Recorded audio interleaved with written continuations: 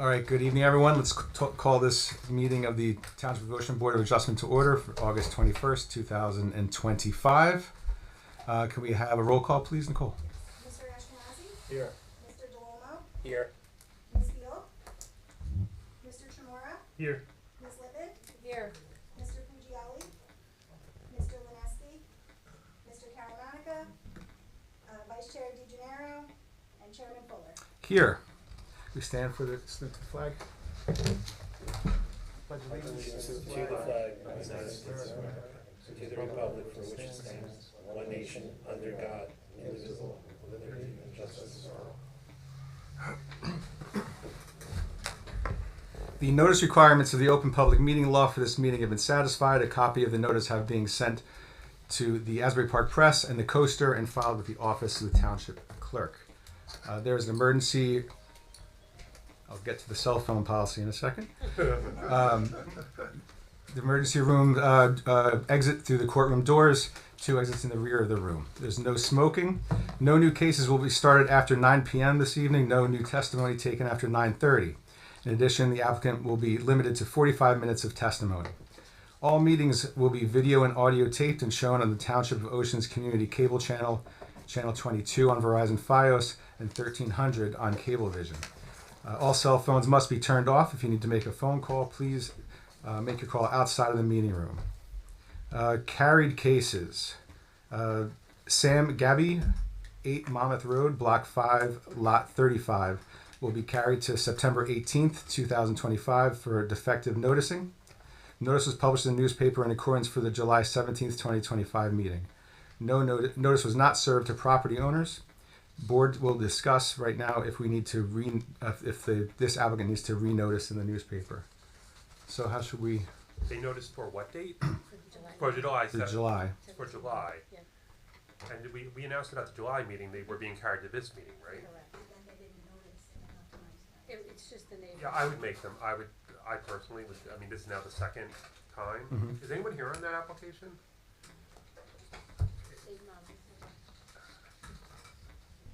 It's. I mean, I would make them renotice in the paper at this point. It's 2 times to be on the safe side. This should be renoticing in the newspaper, and have the property owners gotten The any notice? property owners have never been noticed. Yeah, so they are yet to be noticed. Correct. Right. So Okay. I would just have them do full new notice. Okay. Does anybody have any objection to that? All in favor? Aye. Resolutions to be for memorialization. Nicole, can we all do all these at the same time? Do you know? We can. Okay. Julia Gordon, 411 Roosevelt Avenue. Wendy Purcell, 1301 Woodlock Avenue. Marco Pilecci, 802 Monmouth Road. Alessandro and Maria Nascimento, 109 Adams Avenue. AEI Holdings, 1400 Highway 35. Can someone offer? I'll offer. I'll second. All in favor? Aye. No, it has to be a roll call vote. It does? There's only 4 people. Oh, okay, right, sorry. Mr. Ashkenazi? Yes. Mr. DeLomo? Yes. Mr. Chamora? Yes. And Ms. Lippin. Yes. Okay, our first case this evening is John Sisto, 1319 Birch Avenue. And while the applicants are setting up, Mr. Chairman, I'm just going to mark into evidence the following exhibits. Exhibit A1 will be the variance application itself. Exhibit A2 will be the survey of the property. Exhibit A3 will be the architectural plan. Those are the exhibits from the applicant. Then I have B1 as in board 1 will be the zoning officer's report. B2 will be the board planner's report, and B3 will be the board engineer's report. That's all I have. And sir, do you want me to swear you? Can I swear you in? Can I, do you swear any testimony you're about to give will be the truth, the whole truth, nothing but the truth, so help you God? Yep. And just state your name for the record. John Persisto. Thank you. Mr. Chairman, all yours. All right, Mr. Persisto, if you could just give us a brief overview on why you're here tonight, and then we'll have our folks kind of go over what they see, and then you can answer any of our questions. Yeah, sure. Okay? So I'm trying to put a 2nd-story addition on my house right now. It'll add 3 rooms upstairs and a full bathroom. We have 2 little kids, and we want to stay in the area, so it's the best case to do it. Okay.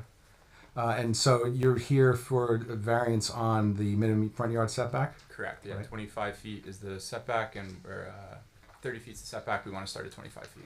Okay. So Jim, do you want to tell us what you see here? Yeah, essentially, they're just going up with the building. The only concern I have, well, the zoning officer pointed out that one of the rooms is labeled office, and that should be changed on the plans. And the other concern I have with that room is that it could, in the future, if you were to sell the house, not that you're intending to use it as anything other than an office, but the way the room is set up, it could be used as a bedroom.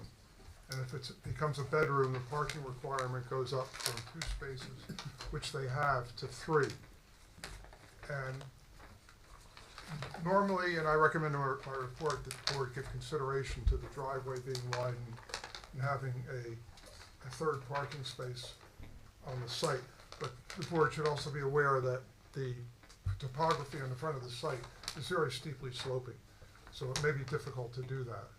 So it's something the board should be concerned about, and the applicant should address. Okay. And maybe something can be done with the modification of the office to eliminate, either provide no door, no closing door on it, or to eliminate the closet. Yeah, does the office has a closet? Yes, that's a closet. Most offices don't have closets, so We can eliminate. Yeah. would you agree to eliminate that? Yeah, okay, yeah. Would you agree to a deed restriction to be recorded against the property that puts everyone on notice that that room is never to have a closet and it cannot be used as a bedroom? That's fine. Okay. That's, otherwise I have no real concerns. Ben?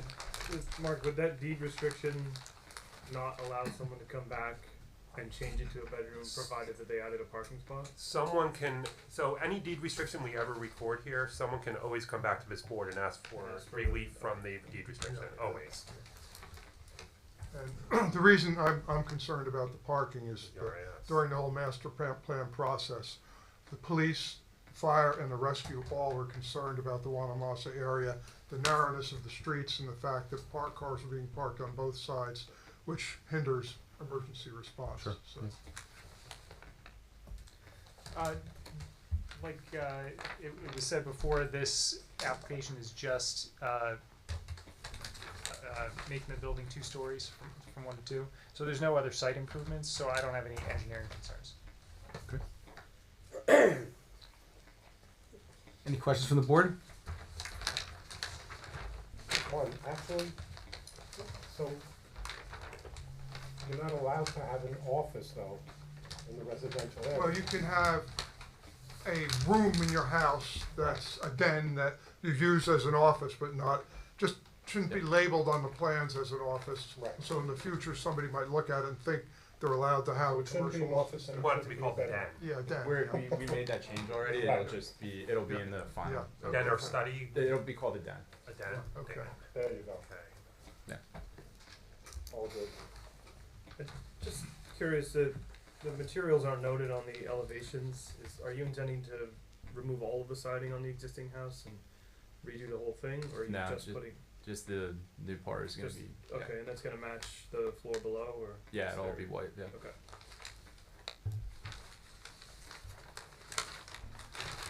Any other questions?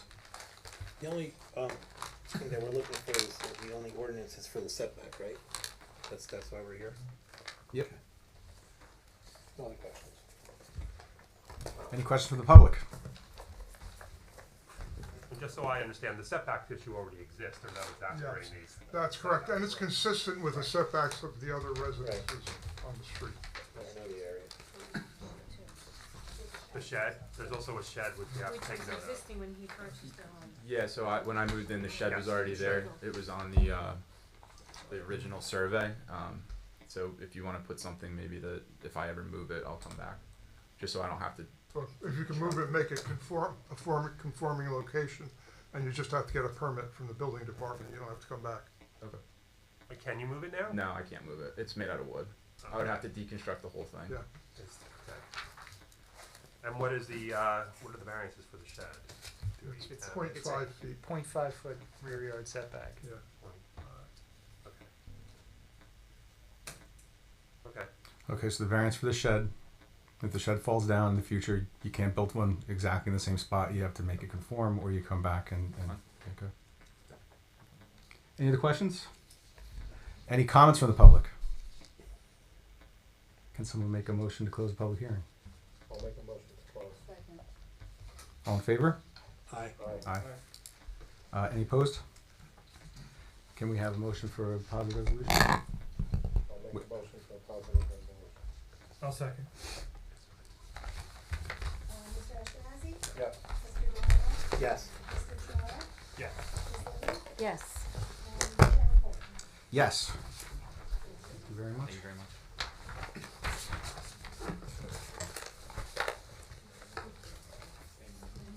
Next case, Alan Mala, 481 South Edgemere Drive, Block 76, Lot 6. Sir, I'm sorry if I mispronounced your name. How do you pronounce it? Okay, great. All right, let me just mark in the following exhibits, Mr. Chairman. A1 will be the variance application. A2 will be the elevation certificate. A3 will be the flood map. A4 will be the coverage breakdown. A5 will be the aerial photo of the property. A6 will be the 3D rendering of the survey. A7 will be the specs for the shed. A8 will be the as-built survey. And A9 will be the plot and grading plan. Then we have, as B1 is in Board 1, will be zoning officer's report. We have the board plans report will be B2, and B3 will be the board engineer's report. And if we just have the applicant be sworn in, do you swear any testimony you're about to give will be the truth, the whole truth, nothing but the truth, so help you God? I do. And just state your name for the record. Alan Mala. Thank you, Mr. Mallet. Go ahead, Mr. Chairman. Sir, if you could give us an overview why you're here tonight, and we'll let the engineer and I built a swimming pool and there was a curved grass, and when we finished the pool, we squared it off. And I didn't realize it wasn't part of the original plan. And I also have a shed on the property that I had built, not realizing that it was something you need. okay. So what are you on a corner lot? It's Edgemere Place is like a street off of the street. Yeah. That's sort of a dead end, Uh-huh. and I'm like the first house I got inside. of it. So it's sort of the house is sort of hidden from the street. Hey Jim, can I pass it over to you? Sure, the variances are necessary for maximum building coverage, and the existing, or the coverage would be permitted is 25% of the lot area. That would be 1,646 square feet. The existing coverage is 1,934 square feet, and the shed is 102 square feet. The lot is smaller than a conforming lot. If it was a conforming lot, 1,875 square feet would be permitted, and the building coverage prior to the construction of the shed would have been 1,832. So if it was a conforming lot, the building coverage before the shed would have been non-conforming. But that was still approximately 27.8% of the area of the existing lot, which does exceed the ordinance requirement of 25%. I don't think there's a hardship there, but I think the applicant has to provide some form of testimony to the board that would justify the variance. With regard to the accessory building setbacks, again, if the pool had been put in a different location, the shed could have been put in a conforming location. And so I think there has to be some sort of testimony to justify why there's a need for the shed in that location. And it can't be that there's a hardship. And I don't know if the applicant understands the legal reasons for granting variances or not. This is one probably where I think a planner would be necessary to explain the reasons to the board if the applicant doesn't understand them. Then the other issue is an unfortunate situation where the prior zoning officer approved the pool plan, including the pool decking, and he approved it at 5.5 feet setback from the side property line, and the ordinance requires 10 feet. Not sure why that happened, and the applicant relied on the zoning officer's determination, so it's, realistically, there are no planning reasons for it, but I think there might be a moral reason for it, Yep. if you understand what I'm saying. But my bigger concerns are having the board having positive reasons for the granting of the other setbacks, the accessory building and the lot coverage. Bennett, what do you got? Okay, so this property is located in a flood hazard area. So the construction of a pool typically requires a permit from the NJDEP. Now, it could be a permit by rule. There are certain conditions stated in the DEP's regulations that identify what the conditions are for a permit by rule. And I think the applicant should just identify whether or not a permit was looked into or obtained. And then the application indicates that a variance is required for the retaining wall, which is 4 feet tall, and it's greater because it's greater than 2 feet, but that's not necessarily accurate. Based on the plans that were provided, the wall is less than 4 feet, and it's not located in a site triangle, so there's no engineering concern with the retaining wall itself.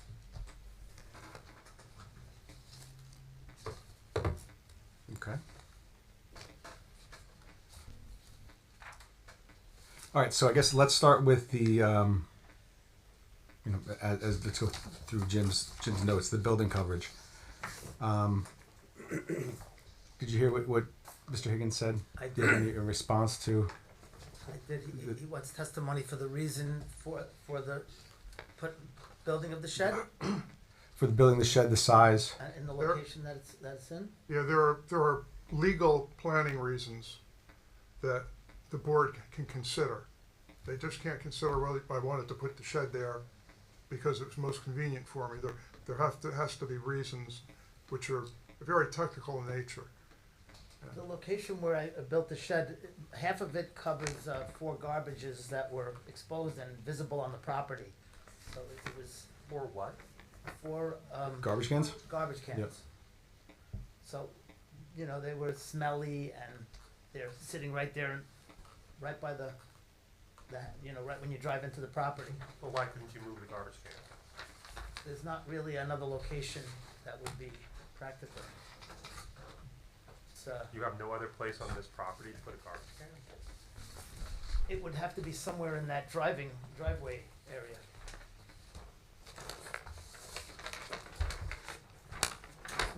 Small property, and on the Edgemere Place side, Well, one of the problems from a legal perspective, just so you understand, is you chose to put in the pool. yes. You created your own hardships by limiting space on the property. So it's difficult for me from a legal perspective to simply say, well, yeah, we have to cover the garbage cans, but the reason the garbage cans are there and there's no other place to put it on the property is because you put a big in-ground pool in the backyard, which eliminated all this other space that you had on your property. Yeah. So that's the problem that I think that our planner is speaking of. Like, what's the justification, what's the zoning justification for the shed being where it is? The shed was honestly an afterthought. I saw these on Instagram. I saw these individual enclosures that hide the garbage cans, and I immediately got excited that I could maybe hide the garbage cans. And from there, somebody said you might as well build one yourself. And I didn't realize because it's not mounted to the ground that it was even a problem. And the swimming pool, I was told that it was when it was approved. I was told that it had to be 10 feet from the property line, but 10 feet from the water. And I'm not sure if the rules changed from the first time it was approved till now, but I was told that the water had to be 10 feet from the neighbor's property line. Yeah. But Yeah. that doesn't, The water has to be 10 feet from the property line, and the area surrounding the pool, the deck, if it's 3 feet wide or less, that doesn't count towards a setback, but if it's more than 3 feet, then it does count. Gotcha, And okay. that's been the zoning officer's opinion for years on that. Even the prior zoning officer did that, but why he let you have it at 5.5 feet, I don't know. But that piece, you know, exactly where it is, how close it is to the property line, was approved in a plan It's approved by in the a plan plan. by the And zoning so, officer. Right, I don't think the board can do anything about that. yeah, It- yeah. it's So done. I think we Yeah. everybody agrees. We just that's okay. That's fine. That's I mean, that's not something to argue about Stand right now. behind it. On the Okay. Edgemere Place is right on my property Yeah. line, pretty much. There's nowhere for the garbage cans there. There's a small walkway to the, what you would consider the back door, and there's no space whatsoever on that side of the property. It's, like I said, it's very close to Edgemere Place.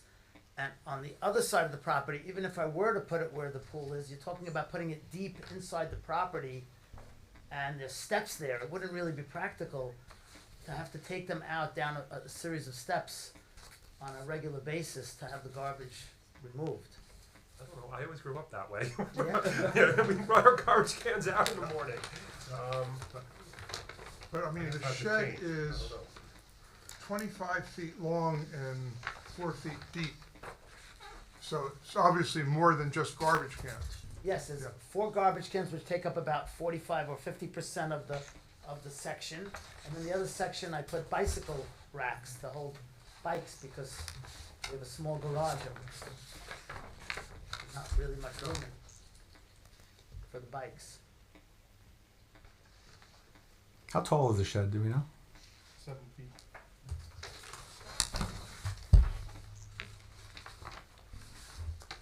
Would you consider putting shrubs or bushes in front of the garbage cans rather than building a whole shed? It's not so much, it's not so, it's so clean right now and it's tucked in underneath these large arborvitae trees which are super tall. It's the aerial And photo, that's it. it's tucked in underneath it. You can't even see the shed from the street unless you step into the property. If you're standing directly in front of Edgemere Place looking in, you can't see the shed. If you're coming from Edgemere Place from Monmouth Road driving, you can see it from the angle. But face on or from the other direction, you can't even see the shed. So you turned in as part of your application an aerial photograph. Do you have a copy of that? I don't. Did I? Yeah, can you show, yeah, I have it.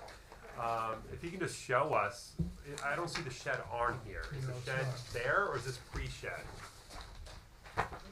That's where the shed is. That's pre-shed and pre-shed. That's sketched it in.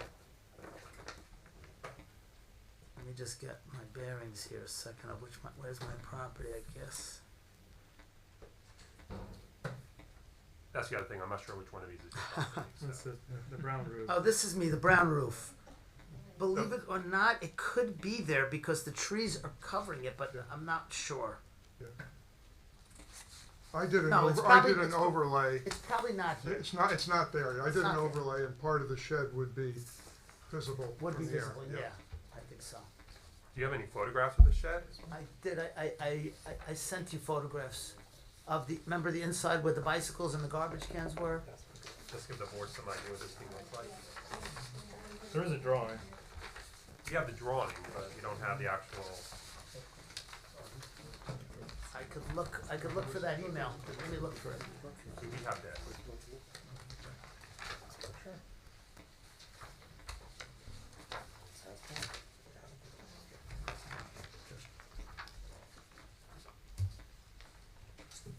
Yeah, I mean, I don't know about everybody. I would love to see what this looks like from the street. Right. Absolutely. Yeah, and I'll be clear, just as the board knows, you do not have to vote on this tonight. You can say, I don't have enough information, we would like to know what this shed looks like, and require the applicant to come back with some photographs of what this shed actually looks like since it's an issue. And unfortunately, we can't take it off your phone, so, there's no way to do that, because you can't mark your phone into evidence.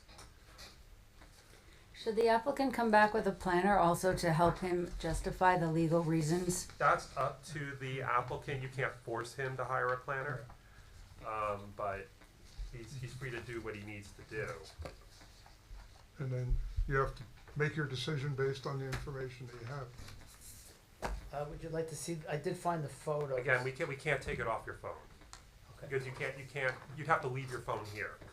Because it has to be marked into evidence, I wouldn't so. be able to forward the photos again, or, If I can get them, yeah. Can you? Yeah, I'm just waiting for the emails to pull up. Okay. We still have to print them. Well, no, I mean, if she has them, on, Yeah, we as can long as mark we have copies, we can mark them. Just waiting.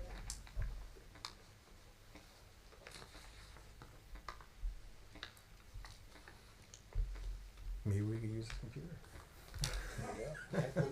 You're gonna have to pass that around though. would it help? I could pass mine as well if you like. I just wanna make sure Nicole definitely has them, and how many photographs are there? There's 4 or 5 photographs. So that- Any of the street view? I know you said it was the inside and the bike racks, or any street view, I'm sir? not sure if I took one from the street. I was just leaving this morning. I looked, and I was just Yeah, getting that's what the But board those is, photos are more of the inside of the. more of the inside of. For the what the shed looks like from the Right. outside. yeah, I don't think we care what it looks like from the inside. You're showing, that was. I was just showing that there were garbage cans in them and the bicycles. That's all. Yeah, it's maybe one where you wanna go out. Alright, so showing is the Okay, so that's not gonna, I mean, I'm assuming that's not gonna help the board. The board wants to Yeah. see the exterior. Yes. Correct. Well, can you see it from Google Maps? I'm not sure. I never tried. And again, the board may just wanna go out and look at it and see what it actually looks like. I would love that to happen because if you see it, it because of these arborvitae trees that stick out so far, and it's tucked in underneath them. It's really discreet. Are And I the think arborvitae's on your property or on your neighbor's? on my property? Property, yeah. All right, so can I suggest we carry this until next I got month, sir? photos. Should I pass? I know you said you can't use it. Yeah, I would, so I think, so what does the board wanna do? What's the- Yeah, I think because I would love to see what it looks like from the street. If you could take some pictures from the street, Okay. right? Give you your best angles to give to us, frankly, right? And send them in, and we'll carry this till next month. All right, Mr. Chairman, I do recommend that you do open it to the public to see if anyone here in the Sure. public may have some comments. Yeah, okay. Do we have any questions from the public? Okay. All right, so we're gonna carry this to the, what's the next meeting date? To the September 18th meeting, and you're gonna have to get those photographs in at least 10 days in advance of the Yeah, hearing, get them. okay? I mean, get them tomorrow, whatever, but they've gotta be here 10 days before September 18th. And, if any, I know no one's here, but just in case, this application is being carried to the meeting of September 18th, 2025 at 7 p.m. You will not receive any further notice. If you wanna be present, you need to be in the room at that time. Okay? Okay. That's for me. If I want to be present, don't I have to be? Well, you have to be present. You better show up. He says that for the millions of people watching at home, so they can come. Do you want me to take photos from straight on and then from all the angles? Every angle you I think can. that'd be, Okay. I think that'd be good. From the street? Yeah, the more information you can give them, the Yeah, better. I think if you see it, if you see it, I think, it's really discreet in the sense that you can't see it from the street. That's- And I do recommend that board members drive by and check it out for Yeah. yourselves also. If you see strange cars by your house, we're looking. Thank you. We'll see you next month. Say it since you can't force it. I strongly suggest. Okay, okay. Mr. Leckstein, that All right, still thank you leaves very the much. issue though of I'll give you the that back so you have it for your lot file. coverage, correct? Like, Yeah, you- I mean, it doesn't eliminate anything. It's Right. it's just the board doesn't want to proceed until they know what this shed looks like. right, I just want the applicant to Okay, understand that you can tell. that even though you're bringing us pictures, that's not the final resolution. It still leaves the issue of a variance for the lot coverage and for you to present a reason, a legal reason in accordance with the regulations, why you need the variance. So would it be that it's already, from what I was told, it's already over and it's a unique shaped lot. It's not a typical lot. And I think what I was told was because it's not a typical lot that the board would be more open to allowing it, if that makes any sense. It does, and that's part of, a justification. I just want you to be armed with as much knowledge as you can, that's all, Okay, and information. all right, so maybe I'll speak to someone at least to be more educated. That would be a great idea. Because the board does consider, houses in certain areas of town have larger lots, and so it's easier to play within the rules that are set than houses in Wanamassa, right? Houses in Oakhurst, so, yeah. Yeah, listen, if somebody came by to see the garbage cans at where they are and the limits of where we can put them, to put them inside of where the fence is, it wouldn't be beneficial to the property, it would really be terrible. And even in the driveway area, they take up quite a bit of room and they're an eyesore, so I thought I was doing a good thing, I didn't realize that, something that's built loose, not built to the ground, was even an issue. It started out smaller, and then I said, I could put some bicycles in there. Before you know it, it got a little bit longer. But Well, it's not the fact that are you under some impression that it's because it's loose and not, or that's built into the that's ground? what I initially listen. That has nothing. That's not the Right. issue. The issue is the setbacks. I know that. I Okay. do Okay. realize. Okay. Yeah. Because you've said that a couple times, and I want Yeah. to make sure you. Only know. because that's where I started. Yeah. Okay. That's where I started. Yeah, either way, it would be an issue, Right. whether it was fixed to the ground or not. I'll take some good photos, and I'll do my homework on. All right, we'll see you next month. Okay. Thank you. Thank you. All right, next case, 504 Monmouth Road, LLC, 504 Monmouth Road, Block 65, Lot 1. Attorney for the applicant, Mr. Fernicola. Good evening, Hello, sir. Mr. Chairman, members of the board. Professional Paul Frenicola on behalf of the applicant, 504 Monmouth Road LLC. We're here tonight on an application. We seek 2 variances.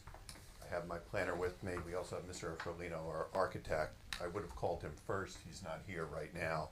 So I would like to call, it's a little bit out of order, but take the planner Sure. first. No. Mr. Fernicol, should we do another application? I think, because He'll be I here? understand you have objectors to the next one, and I'm hoping he will be here when we complete Okay. Ms. Capone's testimony. Okay, that's fine. We can decide if the board wants to hear his Sure. application. Okay, so I have the following exhibits. Exhibit A1 is going to be the variance application. I'll wait to catch up. Give me this one marker now. The red light. That's fine. Yeah. All right, exhibit A1 is the variance application. Exhibit A2 is the survey. Exhibit A3 are the architectural plans. And then I have the following board exhibits. B1 will be the zoning officer's report. B2 will be the board planner's report, and B3 will be the board engineer's report. Mr. Lexing, there were a couple revisions, so maybe for the record, we should just be clear. That's fine. So the zoning officer's report is that what you're talking about? I think it was actually the planners and the engineers. The planner's report, I have the June 26th report, and then the board engineer's report is July 15th. Excuse me, Mr. Fernicol, he'll be here in 3 minutes. Oh, perfect. He's at the park and Deal Road. Oh, fantastic. Thank you for that. We thought the meeting started at 7:30. It's hard to keep track. I can Which it appreciate did it. for 30 years. Yes. Maybe it will again You're one welcome, day. no problem. Or we can get started. Why don't we just start? We don't want to delay the Sure. board. Okay. So it's swearing Christine? Yep. All right, Ms. Capone, do you swear any testimony you're about to give will be the truth, the whole truth, nothing but the truth, so help you God? Yes. And just state your name for the record. Hi, good evening. For the record is Christine Cafone. Business address is 52 Reckless Place, Red Bank, New Jersey, 07701. I'm testifying this evening as a licensed professional planner. I have been testifying as such for 29 years in the state of New Jersey. All we need to know is that you're licensed as a. I'm licensed. Yes, Thank I you. am. And your license is in good standing. It We are good. Thank you. So we offer Ms. Capone as an expert in planning. Yep.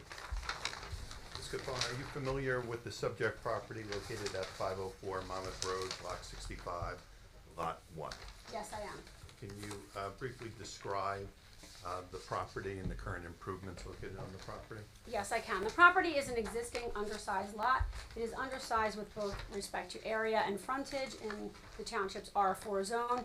It is an 8,000, approximately 690 square foot lot that has frontage on both Monmouth Road and Myrtle Avenue in your R4 zone. The frontage along Monmouth Road is 109 feet, is that correct? Correct. And Myrtle is 67. 67, yes, correct.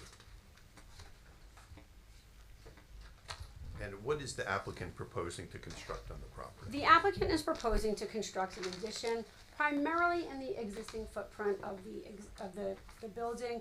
We will require a proposed second-story addition that requires a variance of 23.9 feet, where 30 feet is required, and we will have a charming front yard porch on the property, but that will have a non-conforming front yard setback of 21.1 feet, where 30 is also required, and that's to Monmouth Road. Okay.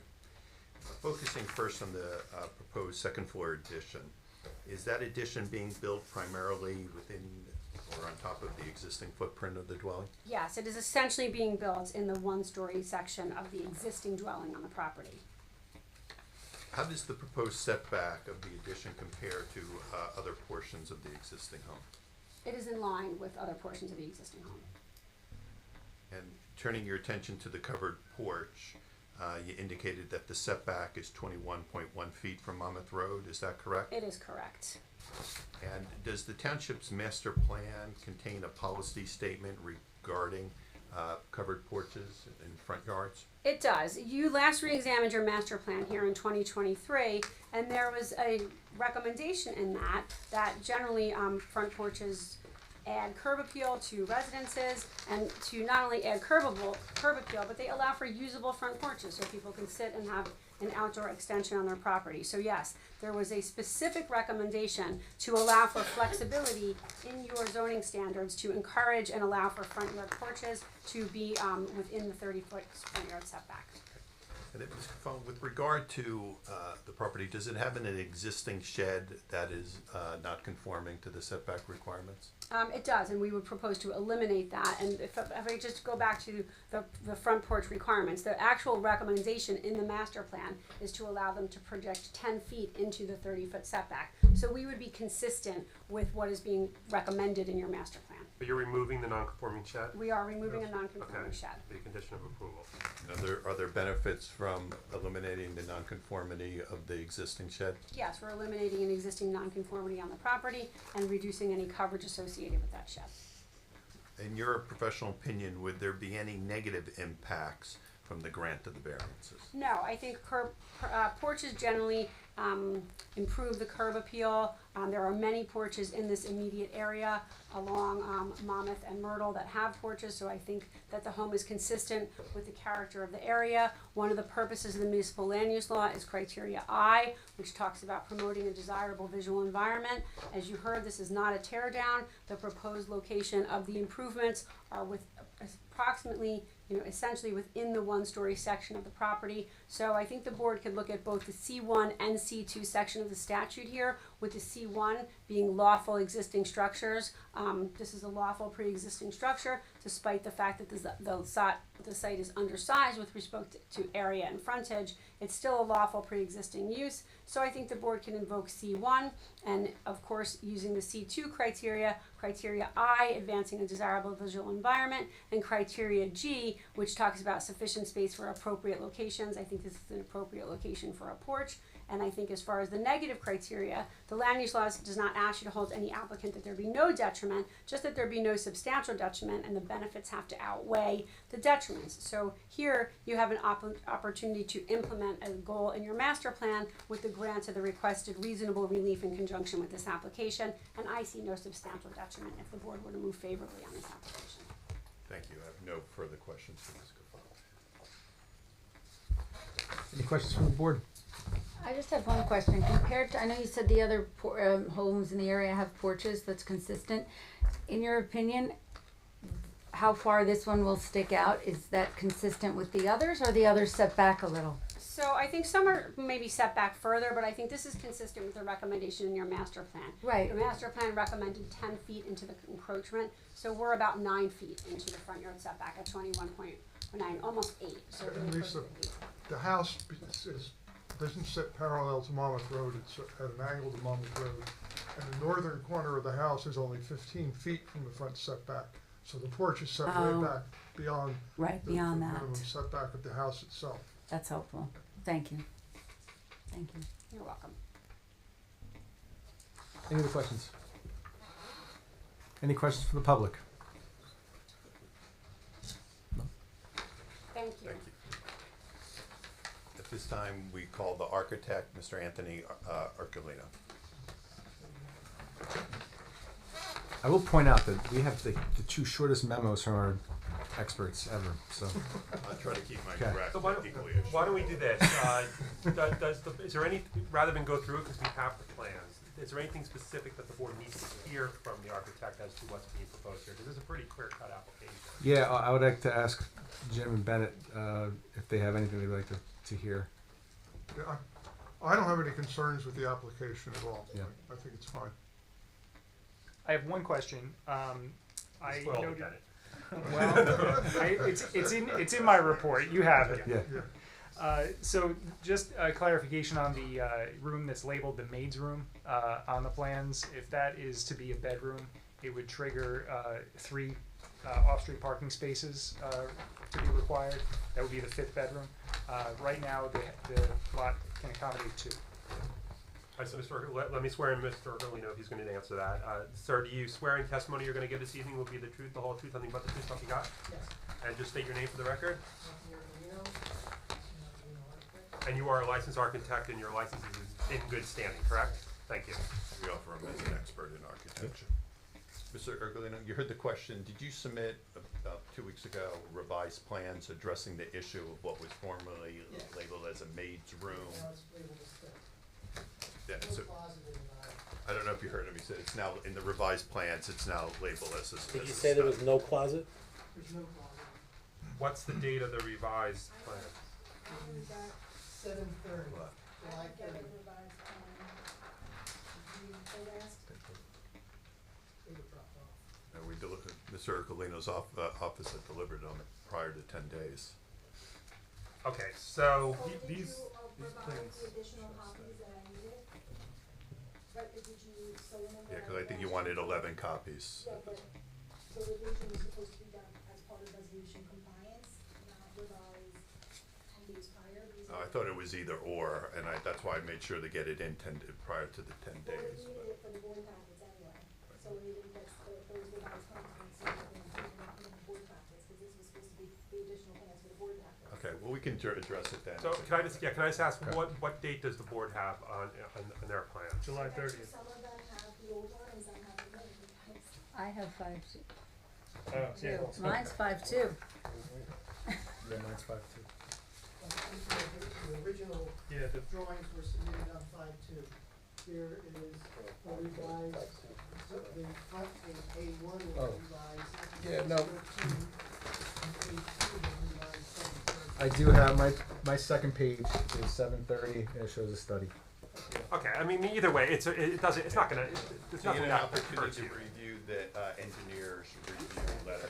Can we go backwards just for a second? Let's talk about this room. So, That was me. just give me the date of the revised plans again. July 30th.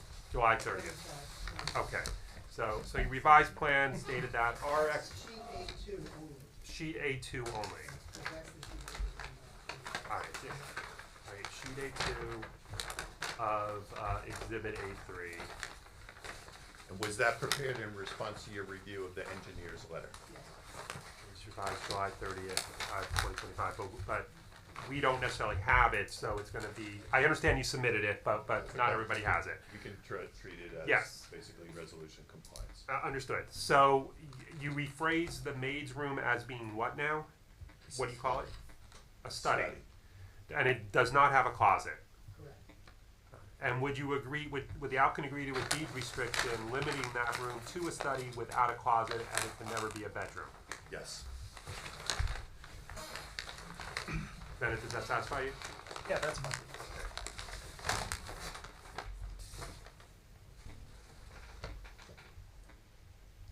Can never have closet or bedroom, or be a bedroom.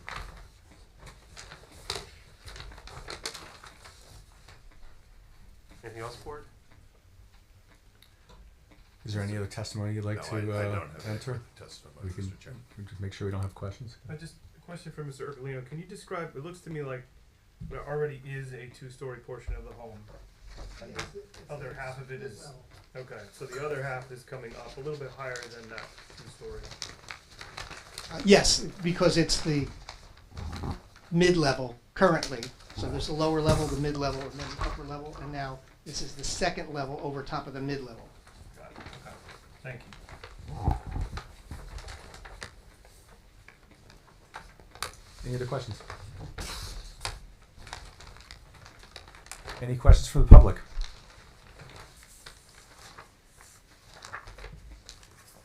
Would you like to make a closing statement?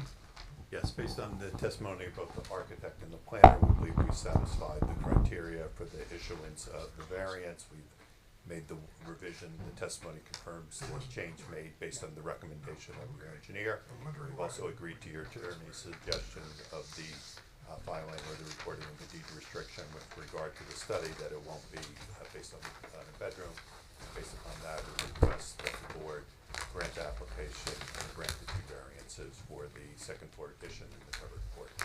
And it's also conditioned on relocating the shed. Yeah, okay. Forgot to close the public hearing. Can I have a motion to close the public hearing? I'll make a motion. I'll second. All in favor? Aye. Any opposed? Okay. Paul, can I just get, sure. You're approved. I need clarification. Is the shed being removed from the property or is No, it it's being being relocated? relocated. It's being relocated to a conforming location. Correct. Okay.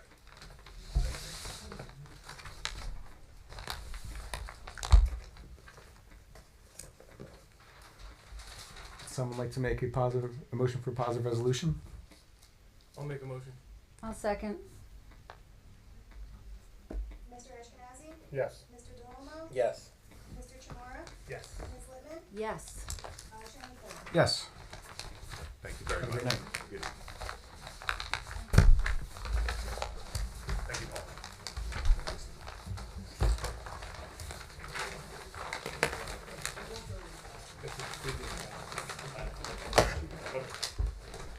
All right, next we have Deborah Israeli, 35 Brandywine Road, Block 35.03, Lot 5.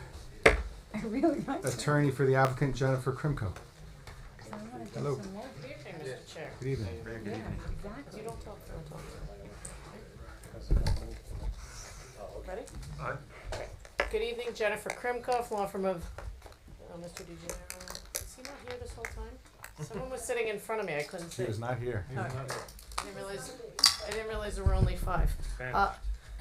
Jennifer Krimko on behalf of the applicant. The application might be in the name of Deborah Israeli, as she might be listed on the deed, but it's Deborah and Dr. Avi Israeli who reside in the house. What we're here for tonight is to try and clean up what a builder did and ran off with my client's money.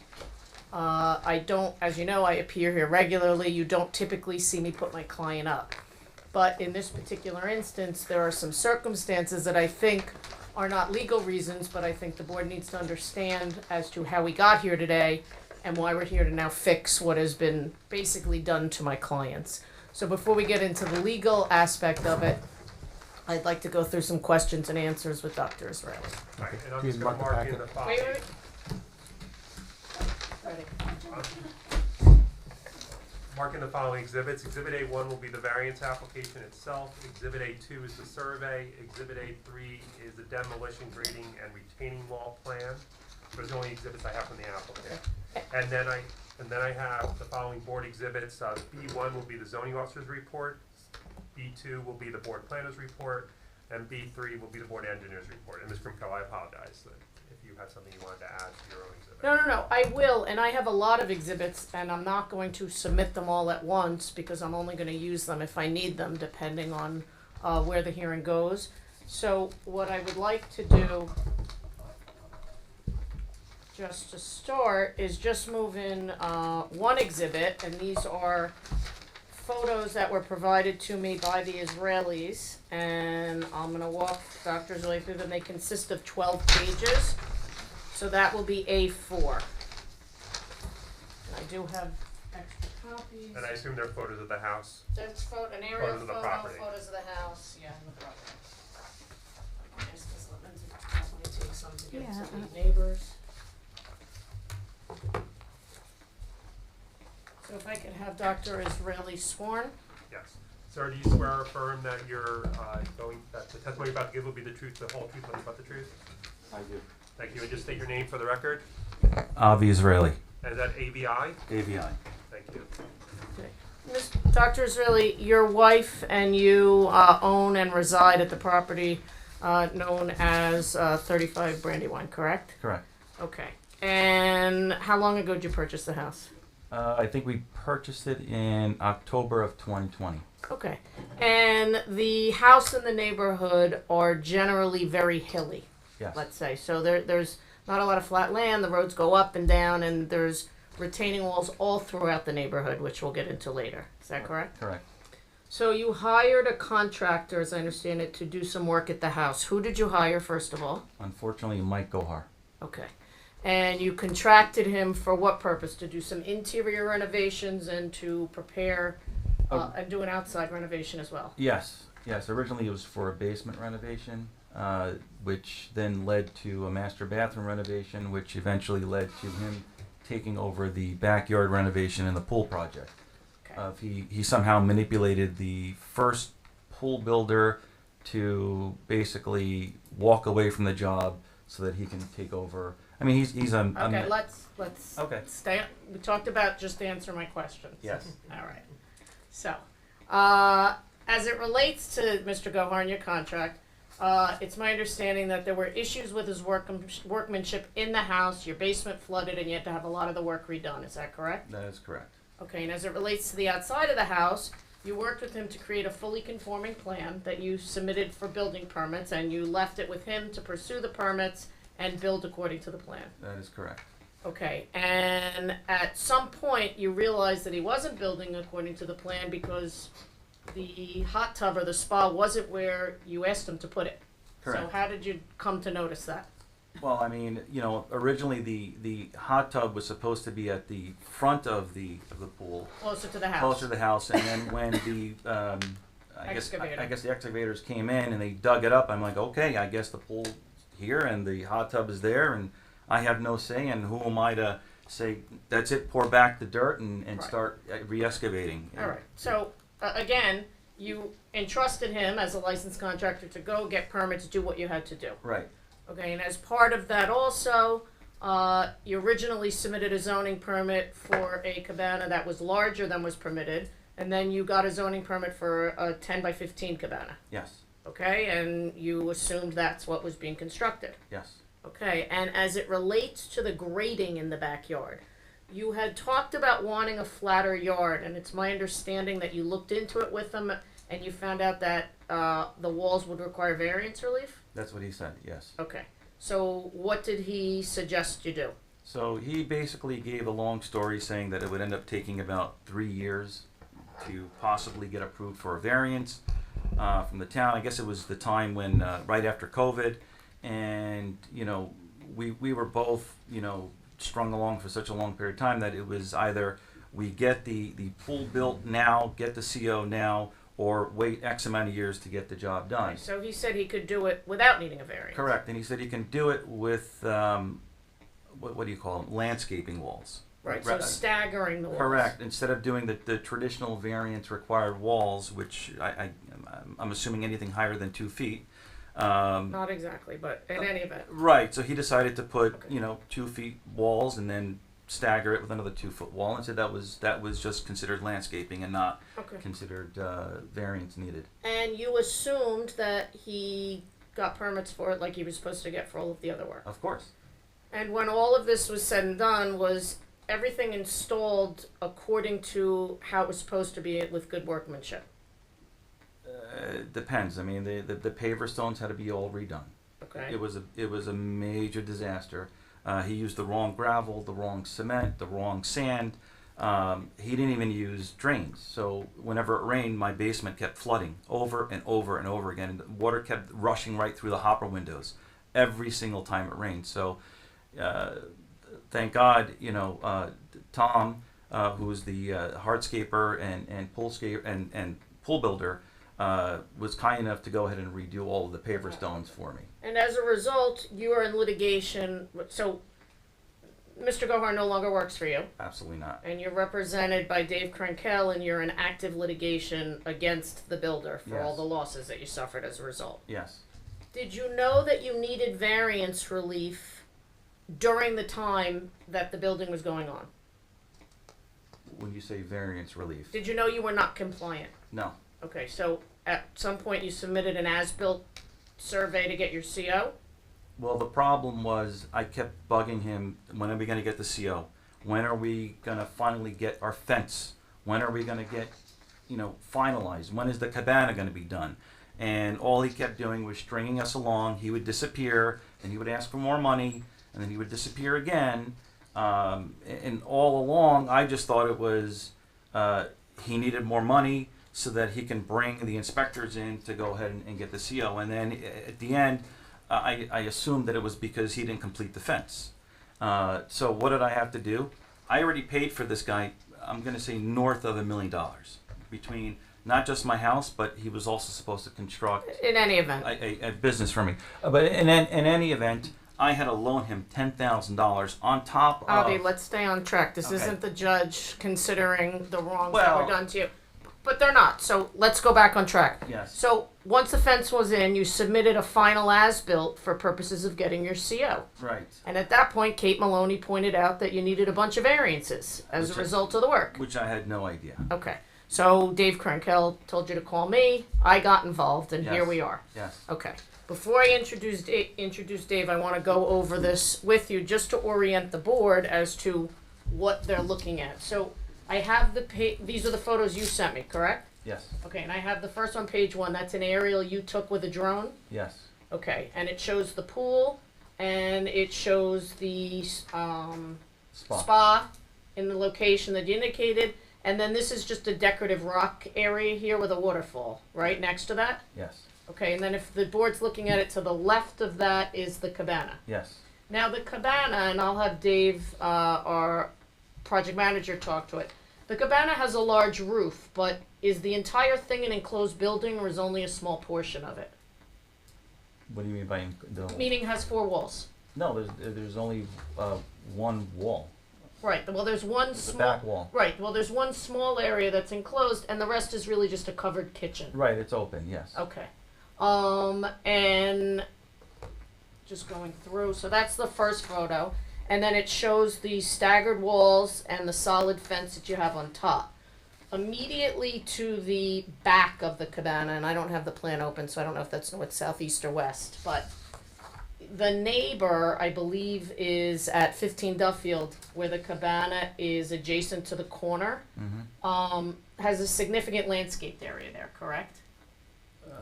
There's a lot of trees. Okay. And let's go to page 2. On page 2, it shows the spa, it shows the rock wall, and it shows your solid fence, and then, as you described them, to be a lot of trees, and then the one neighbor's house to the left, which is the corner house, and the neighbor behind the cabanas to the right, behind those trees somewhere, at a much lower grade. And the engineer will talk to the significant changes of grade. But that's an accurate representation of what's out there? Yes. And then as we go to page 3, as the board can see, there's an enclosed area at the back of the cabana, and then it's just an open outdoor kitchen just with a shade cover over it. So the building itself, as you're going to hear from the testimony, not including the covered area, is only 64 square feet. And then as we go to page 4, that's a much better view of how much of this is actually a building. Is that Yes. the right view? That's correct. Then going to page 5, that's the view looking towards Framingham. Your house is to the left, and the corner house, I think it's 13 Duffield, is to the right. And that's actually their shed, which, as you'll hear from Dave Besh, is about 2 feet from the property line. Yes. And then page 6, that's a view of your house is on the left, the neighbor's house is to the right, and that shows the heavy landscaping between the two and the significant grade change. Yes. Okay, and you took this one? I believe so. You or your wife. And then page 7 is just a closer up view, your house to the left. Yes. And then page 8 is even closer up, and you could, is that the neighbor's basketball court to the right? Yes. Okay. And then it appears you or your wife or someone went on their basketball court to kind of give a view of what it looks like from their house. Yes. Is that what this photo is? Correct. Okay. So you spent a lot of money, you have these walls in. When you came to me, rather than wanting to just keep them, you'd indicated that you have some concerns about how they were constructed and whether or not they're gonna be safe in the long term. Is that Correct. correct? So this photo is in the back corner, and what does this show here on page 10? Shows you an incomplete wall. It seems whoever Gohar subcontracted the work to is definitely substandard. There were sinkholes along the fence line caused from this. I guess from what I understand, you're supposed to line the inside of the walls with some kind of a waterproofing plastic. I'm not sure what it's called. I mean, you guys may know what it is. But in any event, in any there were no permits submitted for the walls, as far as you know, correct, and there was no engineering review for the walls or the grading, as far as you know. correct. And there are areas in the fence, under the fence, on top of the wall, that are actually eroding out onto the neighbor's property. That is true. Okay, so despite the expense, you want to replace it to have it done correctly. To have it done correctly, to have it done safely, yes, Okay, and then page 11 is just another photo. yes. And then you had indicated to me, and I show you on page 12, it was what you advised to me, and tell me this is correct, that the way the fence was installed was done in such a way that it moves constantly, and as the wall shifts, the fence shifts, and pieces of the fence just fall right out. It's already falling apart. Yeah, you can grab the fence from one end and just shake it, and you could see a whole wave motion going across the line. And when you came to me and you wanted to just put the walls on the side and put the solid fence on top, I explained to you can't do that. Right. And as a result, and as Dave's going to walk through, you agreed to some significant compromises to mitigate the impact of the final proposed plan to the neighbors, as well as the types of variance relief that were needed. Yes, after you yelled at me, I said yes. We don't like to tell everybody that, but yes. And in addition, you agreed to line the entirety of your backyard, including the side yard, with evergreens to further enhance the buffer that exists between you and the neighbors. Yes, And then also, you have a corner lot, you're on Brandywine and Framingham, and right now, the fence on Framingham, and we have more pictures we'll get to, has an estate fence you can see right through. You want to be able to have some privacy in your yard. correct. And we have not put any trees or any bushes or anything of that sort because we're waiting for the approval. Okay, thank you. Are there any questions for Dr. Israeli? Recognize we're going to go through all of the details with the landscape architect. And I'll just note for the record, and Ms. Krimko said this before she began, that the majority of the testimony before the photographs are not legal reasons for granting the application, just to give you backstory. And that's all it was intended for. Right, correct. It But was you cannot grant the application because you feel bad for the applicant. that all this 100% happened. no. No, and the reason for it is a lot of times Give you context. well, not only that, you come in with applicants that disregard everything and just do it. And I know from the fact that I can never get Dr. Israeli on the phone that he works from 8 in the morning till 10 at night, and we can never get any Zoom meetings together. It wasn't because he was there supervising, telling anyone what to do. Let me just see if there was anything else here. So I think that's it for Dr. So you were Israeli. going to agree as a condition of approval that you're going to line the border with evergreens to create a landscape? Yeah, we didn't buffer? get there yet. It's actually shown on the plan. But he said it. And Yes. You're going to. Okay. Yes, and we actually need a variance for the ones that are going to be on Framingham, and we're showing them to be kept at 6 feet in height. And I have some photos of similar treatments in the neighborhood. Can I ask Dr. Israeli a question? Sure. So the basement was first, that project, and when that was a disaster, why did you hire him and let him do the other work? It wasn't a disaster. It just took a while for him to finish the project. I thought you were displeased with the outcome. Isn't that what I heard? Afterward, we realized he did things to the HVAC system, rerouted things. It took a while for us to realize that why is the ceiling leaking, and it was basically more of what do you call it, a ductwork issue, which he apparently skimped on in numerous locations. So this is stuff that we realized after the fact. How long did he work for you? How many months, years? No, well, I guess we hired him, I believe it was in 21, and I'm trying to think when we got rid of him. I think it was in, was it 23? It must have been like October of 23 is when we finally got rid of him, when he finally put the fence after I had given him a quote-unquote $10,000 loan to put the fence up so that we could finally get the CO for the pool. And I thought that was all we needed at that time. I didn't realize there was all of this other stuff going on. All right, and Ms. Krimko, this landscape buffer, and I just want to be clear that I know we're going to have further testimony on it. Which property are we talking about that's going to line it? No, you're not even, you're on the survey, I think. Yeah, I'm just looking for, I know it's not on here, I'm just asking you which property. It's shown on this plan. All right, I'm just asking which property. Yeah, but it's all the way around. It's all the way around? Yeah. Okay. I said the entirety of the backyard and the side yard. Okay, and that's going to be, we'll need a deed restriction on that to make sure that it's recorded forever, that landscaping buffer has to be maintained at the level of 6 feet, Okay. okay? Obviously taller in the back, but 6 feet in the front. Yes, 6 feet in front, how much are you proposing in That's the back? assuming the board Approves it, yeah. Right. I'm Understood. I'm responding to Mark. Yes, so how much are you proposing in the back? Wherever they grow? Yeah. Okay, at least 6 feet, If I could just have, yes, at least 6 feet. okay, that's fair. Okay, Any other questions for Dr. Israeli? So the wall that you're gonna redo the wall so that it's done properly. You said you're gonna Yes. take it down, have someone redo it. And part of the reason why you're here is to get the variance to do that wall, is that correct? Yeah. We didn't get, this is just the backstory. Dave Besh is gonna walk you through everything we're doing. Got it. And the reasons why and what the heights are gonna be and everything else.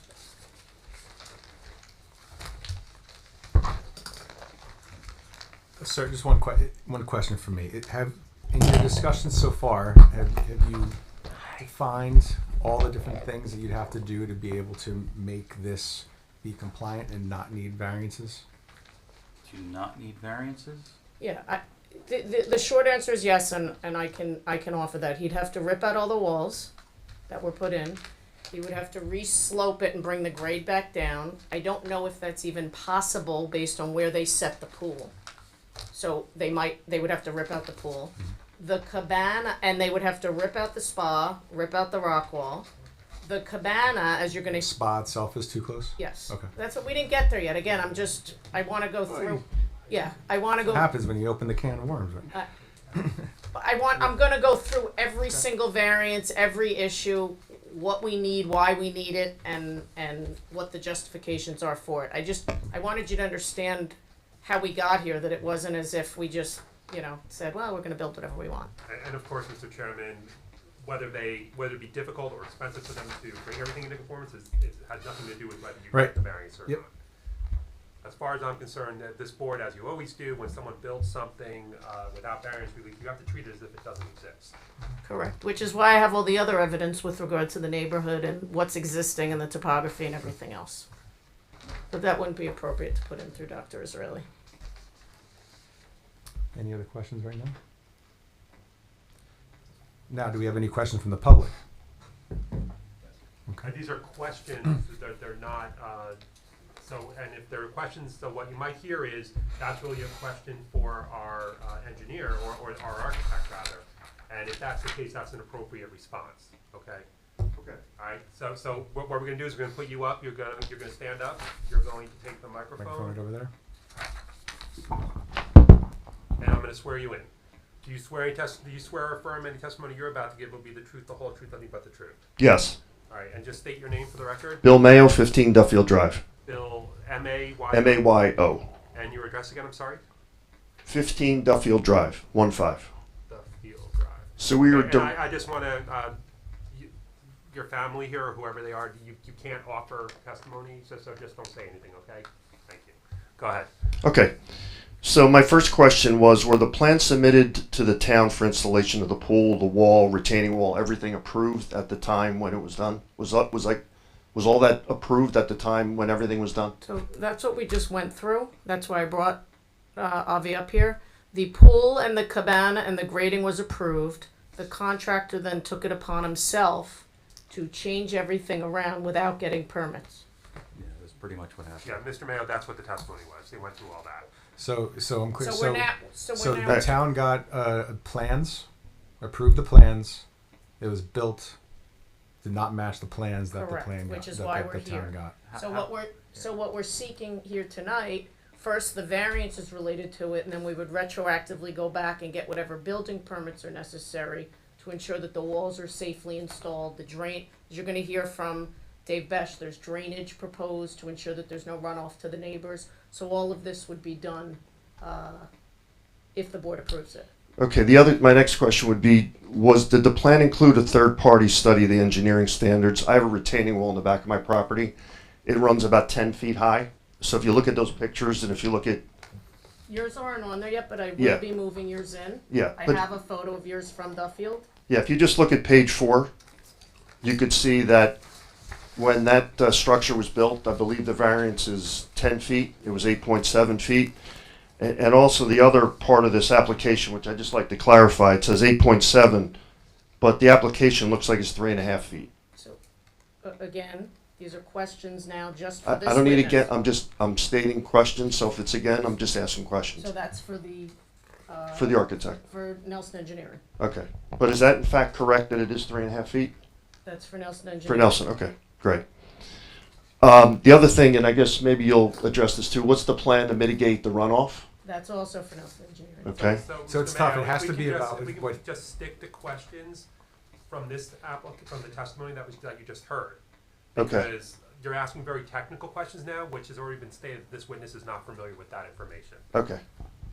So It's I'll tough. hold my It's question. tough. I get it, but you could try. Wasn't sure of the process. I don't Yeah, yeah. So every time you ask questions, it's going to be of the witness only what the witness testified to The before. good news is there's only potentially one more witness, so then That's great. all those questions can Okay. go to that witness. Any other questions from the public? Thanks, Avi. Okay, done. I'm done. Bye. Oh. Unlike Mr. Mather, who wanted to sit here with you all night long and chat. Dave, you want to come up? Do you have your printouts that I can hand out? Okay. I do have some more exhibits that I'm going to move in with Dave. A5 is a color rendered landscape plan.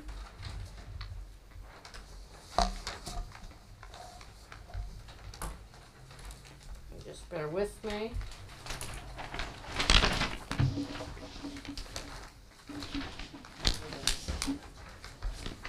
And then A6 is that same color rendered plan but overlaid on an aerial.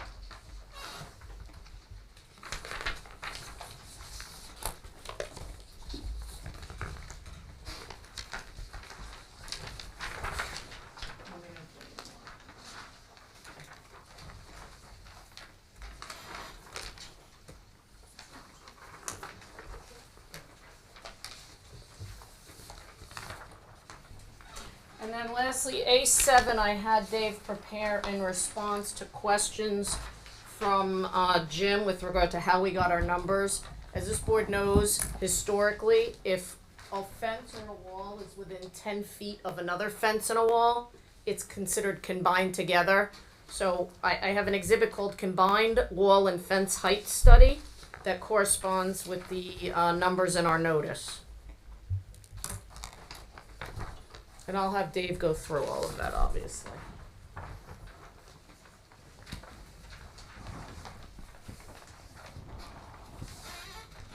Okay, if I can have Dave sworn.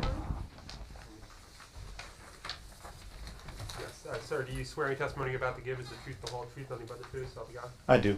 And just state your name for the record. David Besh, BOE-SCH, with Nelson Engineering Associates.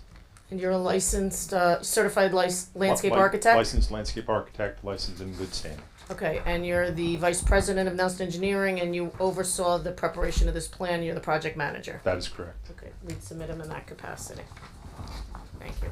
So, Dave, if you could, with the background that was provided from Dr. Israeli, just walk the board through what's existing there today and what changes we're proposing to mitigate the impact and eliminate the impact on the neighbors.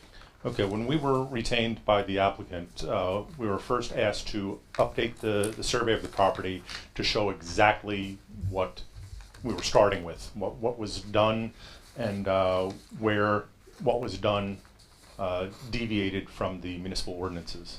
So on A5, we have the landscape plan, but I've also shown it overlaid over top of where the existing retaining walls are. On the southeast corner of the property, the retaining walls are in excess of 10 feet off the property line, which is unusual. It creates a maintenance problem for those areas downhill of the walls. How do you go to maintain them, especially when you've got a tiered wall? A lot of times then the maintenance eventually falls on the property owner it's not their property. And then also, Dave, as it relates to those, there was no drainage shown or anything like that to keep any water running through the wall from affecting the neighbors. That's correct. Part of what where the contractor exceeded his mandate was there was some additional patio areas that were not originally approved. So that additional water would go unregulated onto the adjacent properties, because typically in a landscape wall condition, behind the wall you have a layer of stone that allows the water that's running off the property to enter into the stone rather than crossing over into the adjacent property. There's then a pipe down at the base of the wall which then relays that water to air, as we call it. And this, what we're proposing, that air would be out to the adjacent streets. So rather than the water going onto the adjacent properties, it would go out to the adjacent streets. So as constructed, as Avi tried to explain, it wasn't done correctly, and it didn't take into account any runoff onto the neighbor's properties. Correct. When we surveyed the property, we could not find that piping to air that should have been there. Okay. And as it relates, I want to talk about the cabana a little bit. So it's hard to see on this plan, but on the plan that we submitted that was moved in as A3. And A2, the survey. Right. A2 and A3. The cabana is actually two parts. It's a fully enclosed area. How many square feet is that portion of the building? The, shall we say, the habitable four-wall roof part of the cabana is 64 square feet. And then extending from that towards the house is a roof and a covered kitchen area. That is correct. Okay. The roof of the covered kitchen is 117 square feet.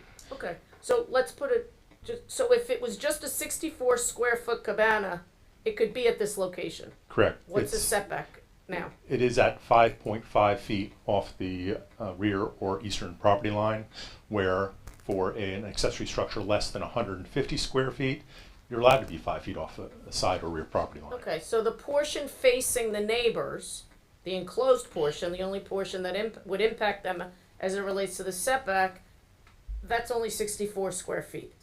That's correct. Okay.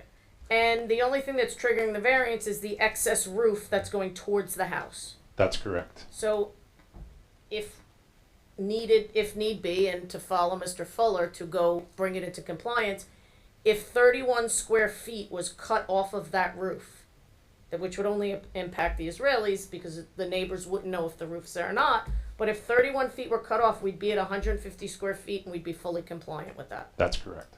Okay. So that's as it relates to the cabana. As it relates to the spa, that's part of the pool, that's supposed to be 10 feet off the property line. What is it? The edge of the spa is 8.7 feet off the eastern property line. And and before you go to the next thing, there was a walkway behind that was also in excess of the 10-foot requirement. We're proposing to remove that walkway altogether since it's not really necessary. Correct. As Jim had mentioned on a prior application, if the walkway is greater than 3 feet wide, then the setback applies to that as well. we're just agreeing to remove the walkway behind the spa altogether. Okay, and then the decorative waterfall, that's part of the pool, what's that setback? That, I believe that was 6.5. It should be listed on your plan, it's certainly in my notice, so let me grab it. 8.6 feet, sorry. Right. And then there is a walkway that leads to the cabana. That one small area is 6.8 instead of 10, and that's just so it can go to the side door of the cabana. Correct. And it's the total area of additional walkway we're adding. It was 3 square feet. Okay. So we could remove 3 square feet and it would comply. It's just we'll have a little We strip would have of to mud step, next right, to we the have door. to step over mud every time we go through it. Okay, so that's it as far as the setbacks. So now going to, let me just, I want to share some photos that I went out and took today. This is 3 sheets, and I think I misspoke. Dave's plan was A7, so this should be A8, right? Correct. Okay. All right, so A8 is 3 photos of the subject property. And I just want to walk you through it before we start talking about the walls and the need for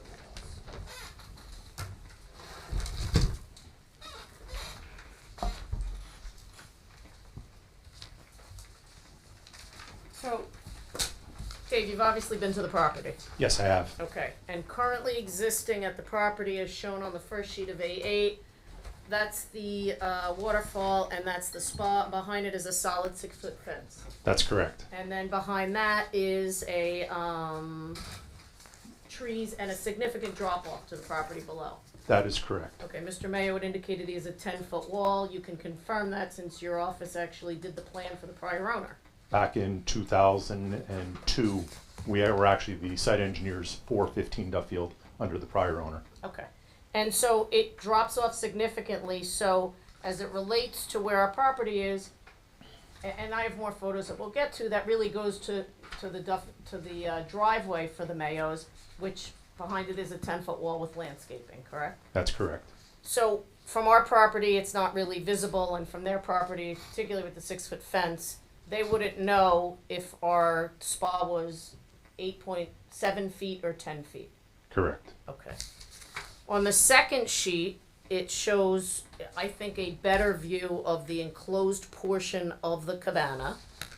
And it shows why the walkway is necessary. There's a door to access the cabana in that area, right? Correct.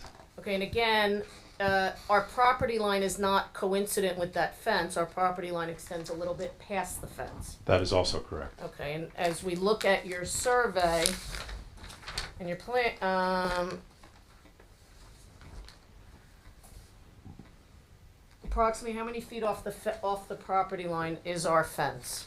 Along the eastern property line, the existing fence is at the top of the second tier of the tiered retaining walls, which is approximately 5 feet off our eastern property line. So Okay. the fence is So while when you look at the second page, it appears that we're close to that fence, that's not our property line. Our property Correct. line is further out past now. that. Now I need to amend that. That's at the northern end of the property. Is 5 feet. It does get closer as we get to the southern end, where it gets to about 2 to 3 feet off the property line. But again, that fence is not the line. Correct. And then as you look at this last photo that's taken from Framingham, that actually shows the fence and the walls and what's in between our client's property and the 2 properties on Duffield. Is that accurate? Correct. The property line is in closer approximation to the toe of the slope. Okay, and then also, as it relates, the property immediately behind us to the north, it's not as significant a slope, so as high of a wall as it required, correct? Correct. But as it relates to the Mayo's property, if they have a 10-foot wall on their area, then it's a pretty significant drop from our property to their property. Yes, it is. Okay, and that's shown on here. So now let's talk about what your solution is for these failed walls in order to make it a safe and aesthetically pleasing condition for everybody involved. Well, first of all, the walls that are there, we could not support them at all. So our recommendation is take them out. Take them out, build them according to the manufacturers and the engineering specifications. We're proposing a tiered wall solution again, where again, to the property to the south, that would be lot 6. About half a foot off the property line would be the face of the toe of the wall. The first wall would be constructed up to a height of about 4 feet. Then set back 4 feet from there, another wall approximately a height of 2 feet. And then the safety fence would sit on top of the second tiered wall. So it's not as if we're doing a very tall wall with a fence on top. It's similar to what's there now. They're tiered back. And again, in this scenario, you're actually curving the wall around that tree. It's our understanding that neighbor wanted to make sure that that tree was saved, and so... Correct. There's about a 30-inch diameter oak tree that falls right on the property line, which raises...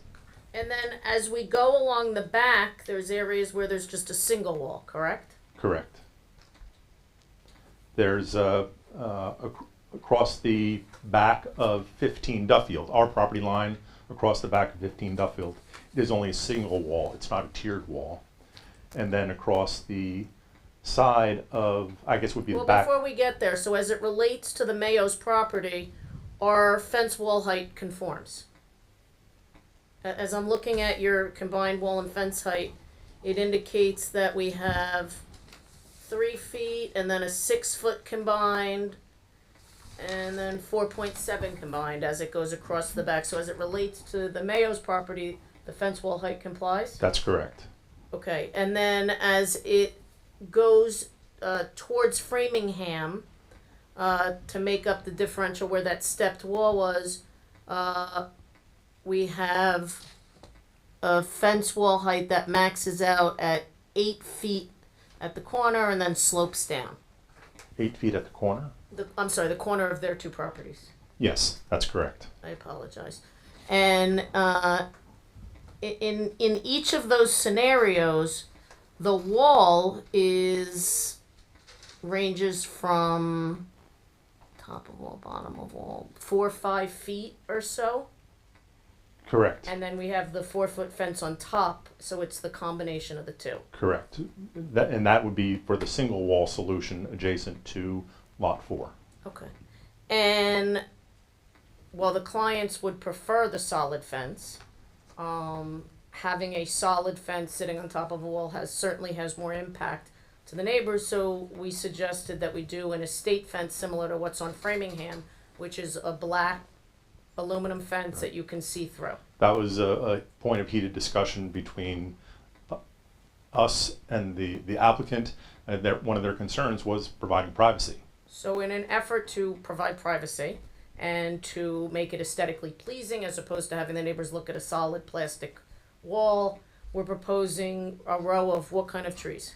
These are evergreen trees, varying species from holly trees along 15 Duffield,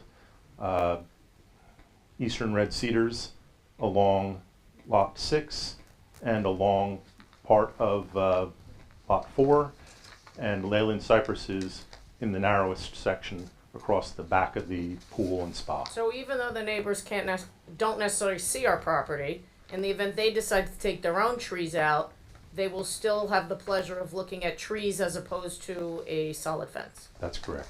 Okay, and then as it comes along Framingham, we already have that 4 foot estate fence, correct?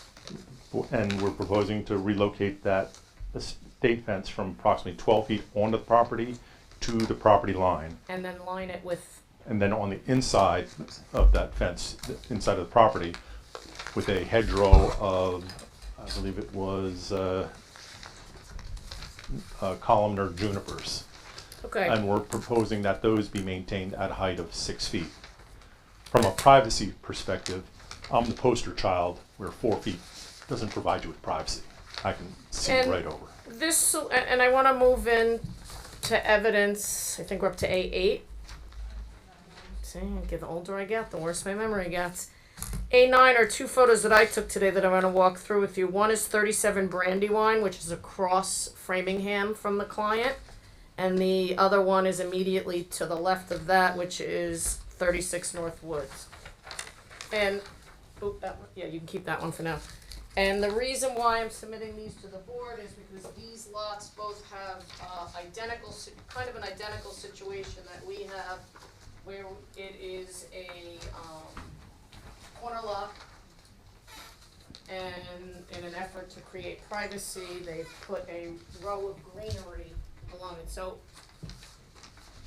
similar to what's shown there, and is essentially establishing, how the corner lots are treated along that way. That's similar to what we're proposing to do. That's correct. Okay. Now, you had an opportunity to go through the neighborhood, and Yes. you're familiar with it? Yes, I am. Okay. I'm gonna move in A10 in evidence and walk through, again, I had described in my opening, and as I was speaking with Dr. Israeli, that the neighborhood has changing topography throughout, and that as part of the construction, when this subdivision was developed, the builders actually installed quite a few very tall walls. Is that your understanding? Yes, it is. Okay. And I hear, over here, so I think that Jim is aware of it.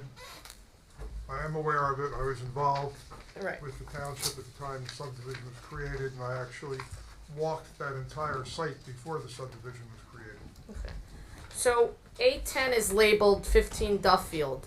And in the background, and I apologize, it's hard to see, that's the 10-foot or so wall that that Mr. Mayo offered, and that you worked on that plan. Correct. That's at the northwest corner of Lot 3.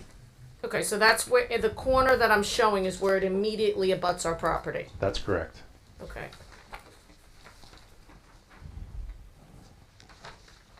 And then if you go to the next sheet, it's just a panned out version, and it just shows the extensive landscaping, as well as that wall which wraps around the corner of his property. That's correct. Okay. 16 Brandywine is the next one, and again, what does that show?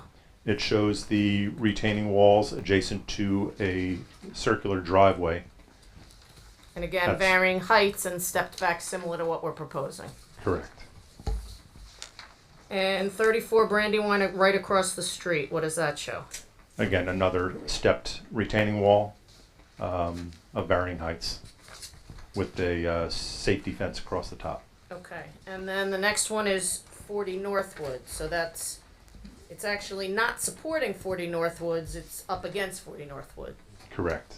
Okay, and that's significant in height. If you were to estimate based on the height of the car, what would you guess that wall height is about? Guess at the highest point, I would estimate that wall at about 10 feet. Okay. And then the next sheet is similar treatment in the front. 140? Correct.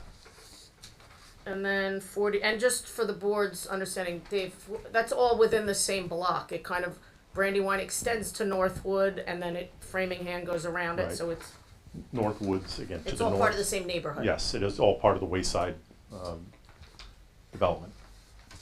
Okay, and then lastly, 20 Framingham again is another wall with the fence on top of it. And again, this isn't every wall in the neighborhood, but is this representative of, It's what a- was employed in order to create livable space for these lots? Right, because of the historic rolling topography of this area of the town, these are the tools that were implemented to provide livable space for each of the lots. Okay, and based on the walls that we're proposing and the height of those walls, or would they require structural engineering calculations to be submitted as part of building permits? That's one of Mr. I'm Ben, I keep forgetting his last Matt name. Lack. Matt Lack. Ben's letter was that should the building department require structural calculations, they will be It's provided. my understanding But that any for retaining wall above 36 inches requires it. that, it requires structural as well as a safety fence across the top. Okay, so should the board approve this, we're going to obviously be bound to submit whatever engineering requirements are, and I think addressing Mr. Mayo there. Now, as it relates to drainage, what are you proposing in an effort to mitigate any impact? let me just start with, we're under building coverage and lot coverage, correct? Correct, So we don't need any variances for overbuilding the property. correct. But notwithstanding that, because of the change of grade and the walls, we wanna make sure that we're not having a negative impact on the neighbors. That's correct. So what are we doing to ensure that? Well, two things. With the net result of the removal of some of the impervious surfaces, even though there's a small addition by the cabana corner, the net result of what we're proposing would be a reduction of the impervious surfaces by about 107 square feet Over existing. over existing. Nominal doesn't really, you wouldn't notice it. But what we are proposing is that the retaining walls be installed in accordance with the manufacturer's specifications, which include that layer of gravel and porous material behind the wall that would intercept stormwater, bring it down the wall, and then into that pipe that runs along the foundations of the wall, out to daylight by the adjacent streets. And, I think I hit everything that he asked. Was there anything that I missed that you wanted to go address? I have one question. The under drain pipes that go at the base of the walls, can you show the outlet locations on the plan? We can provide pop-up emitters at the, right at the backs of the sidewalks. So the answer is yes. Thank you. Does the board have any questions for Dave? When the, right now, the piping that you're talking about for draining the water, that was never installed? We can't find it, we can't verify that it was. Okay. And with the removal of the walls, whatever may have been installed is going to be removed anyway.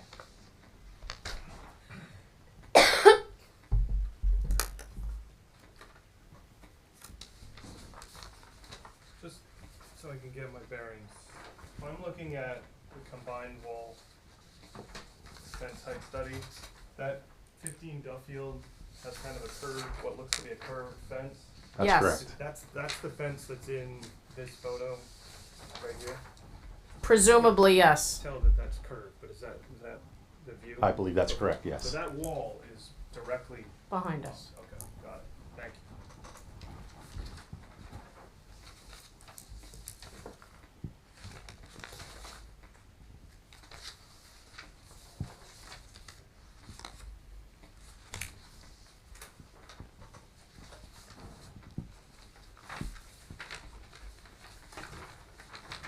Mr. Chair, any other questions for Dave from the board?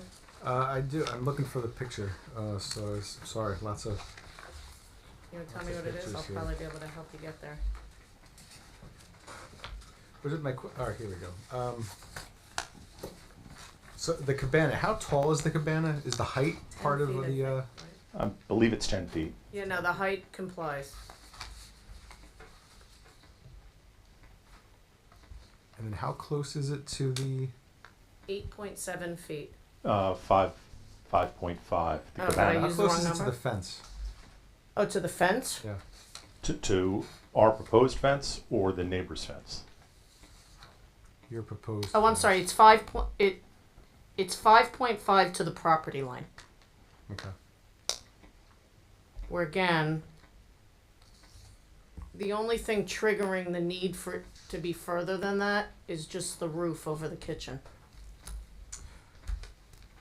And you said Right, you're or willing to the- remove, you said you're willing to remove that roof if the board so requests.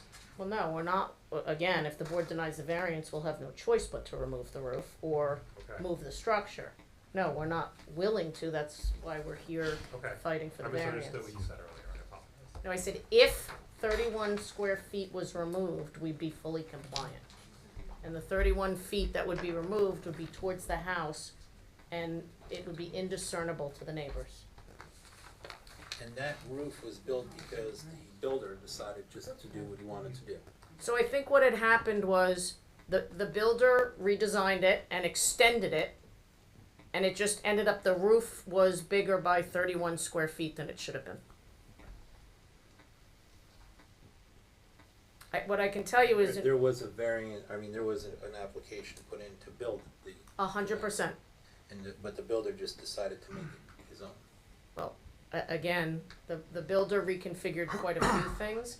When I filed an open request and got copies of everything, it just showed a 10 by 15 cabana. It didn't show a distinction between an open kitchen, a closed kitchen. All it did was show the roof. Is this the original location of the cabana? Or Uh, did the builder also, No, it was, I have it, I can look, give me 1 second. Well, it would have been 10 feet off the property. No, it wouldn't have to have been 10 feet. Oh, because it Oh, was no. smaller. Right, because it was 150 square feet, it could be 5 feet off the property line. I don't remember if that's exactly where it was, but it could have been in this location. Okay. And it could have been 10 feet tall. 10 feet, 150 square feet is your limitation. Where I get caught up is under the same reasoning where you have a retaining wall and then you have a fence and you have the other retaining. You kind of add those up because you're creating. Correct. So to me, you're now throwing a 10-foot fence or a 10-foot building there. It makes it that much more problematic from a neighbor's point of view. Now, Perhaps, but, it, it's, but again, the doesn't get portion that's up against the neighbor and the portion that they would see is going to look identical, whether it's 181 square feet or 150 square feet. Right.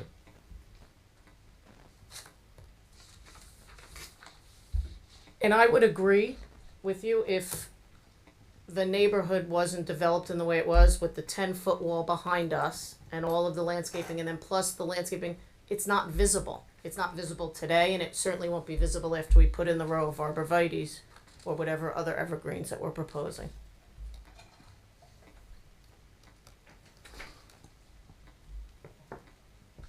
So I have a question on the spa. To ask that question on the spa. Sure. So the setback is off for the spa because the spa was moved into a different location, correct? I just have a question for the homeowner, if that's okay. Am I allowed Sure. to ask him a question? Yeah. Come back up.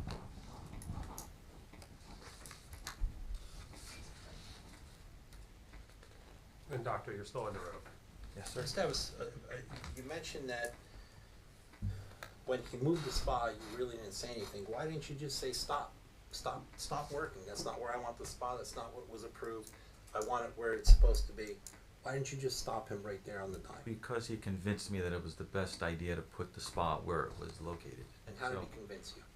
He's a master manipulator. So he's just the way he spoke about it, the way he sort of, if you want to call him, charmed his way into making the buyer agree to whatever it is that he was selling. It just sounded appealing. Oh, the spa's going to be better on the back side of it. You'll have more room, for the sun deck in the front of in the front of the pool. But when he put it there, you didn't know that it wasn't 10 feet off the property line. No, it's not my responsibility to know the The number. question is not having you be responsible for where it should be. The question is the location of what you originally wanted and where it was. Right. I mean, I've seen a lot of pools. I have a pool myself, and I've never seen a spa be put in the lower deck level of a pool before. Usually it's in the deeper end or on the opposite end Correct. or whatever. I mean, and I was just very curious because, I mean, as you're saying, he was convincing, but I would have said, stop. What are you doing? Stop everything. That's not what I want. That's not how I want it. You know what it is? I put my faith in the contractor, and I thought he knew better. And who am I? I'm not a builder. I mean, he's built many homes, many structures. I mean, I'm sure you've heard of him, good or bad. I basically trusted him into what he was guiding us, and we agreed to it. You said you moved into the home about October 2020. Yes. And prior to moving to this home, have you ever done any construction work on any other homes that you've owned? Well, we built a pool in our previous home in Eatontown, Okay. and Did we you have did any issues when you built that pool? none whatsoever. It was done within, I'm going to say within a matter of 60 to 90 days. It was completed by a company called Pool Town. They got all the variances, the permits, and everything. I don't think we needed a variance, but we got all the permits and everything was approved. It was So very you were clean. satisfied with Pool Town? 100%. Is that who you hired to originally do your pool now? Originally, we spoke to them about it, and then we decided against it because the only pools that they constructed were vinyl pools. Got it. And so we ended up going with a gunite company. Okay. We ended up switching it for a patient of mine with Aquatech pools. Seemed like a very stand-up kind of a guy, and we hired Mike Gohar to do the other part of it, which was to take down trees or to grade the soil and whatnot. And then it got to a point where Mike was convincing us that he couldn't work with this company, and that we, fully trust him and let him take over the project completely, because this way you have one person that controls everything rather than a few people. So basically, you hired him originally to do site plan work, and then he convinced you to do the whole job. Yes, That's basically where it went. pretty much. Yeah. Originally it was for the basement renovation, and then which he did an okay job, but it wasn't until after the fact that we realized that there were issues with it, which we had to rectify. But it was, yes, we hired him to do what you call the site planning, and then afterwards, convinced us to go with him.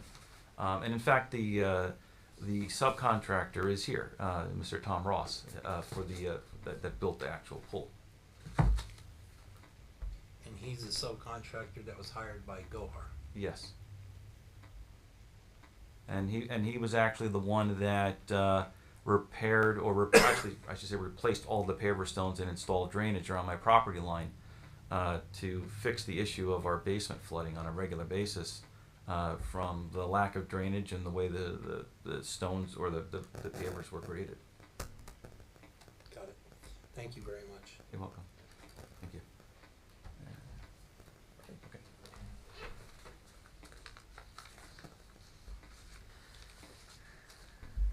Anybody have any questions? I had one more, Mr. Besh. When you talked about what would have to get done to take away some of the pavers, you said if you took away if you took it away near the cabana, you'd be left with just a strip of mud. Would you actually only have to have mud, like? A little facetious, but could crushed stone go there and be compliant? We could actually stepping bring stones. lawn. We could bring lawn over there. You could be in lawn, but if you don't want lawn because you would get wet and all that stuff. No, I Are think there other Kate options? I think Kate would consider that part of the walkway, whether it's crushed stone or whether it's concrete. I think any walkway there would be part of the patio. I don't believe that she would allow that. Stepping stones with grass in between. Actually, I believe there is a photo of that, which shows the patio going to the corner of the cabana. And it doesn't have to go to the corner of the cabana, it just has to go to the edge of the door. So Right. I don't need to put that 3 square feet Yeah. in. Right, so in here, we could take the door, and I guess, Mr. Fuller, we could remove that, make it a little bit less non-compliant, but, part of the consideration is there an impact to anybody by it staying there? And I think when it's all said and done, no one's going to know that's there except the people using the property. I understand, but when you cover But yes, with we cover overall, just we start there and we look at other places. Could how much of a dent could we get? But okay. Right, But but that I is guess really the about question how is close it is to the property line. Right, but because we are compliant with coverage, Yep. you have to look at what benefit does that get us? There's no one's entertaining in that area, and no neighbor is gonna know it's there.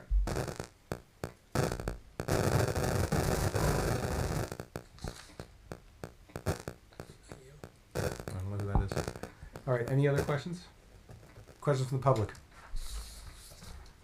All right, Mr. Mayo, you're still under oath. Just a couple of clarifying points. Are you asking questions or are you making clarifying points? I'm asking a question. Okay.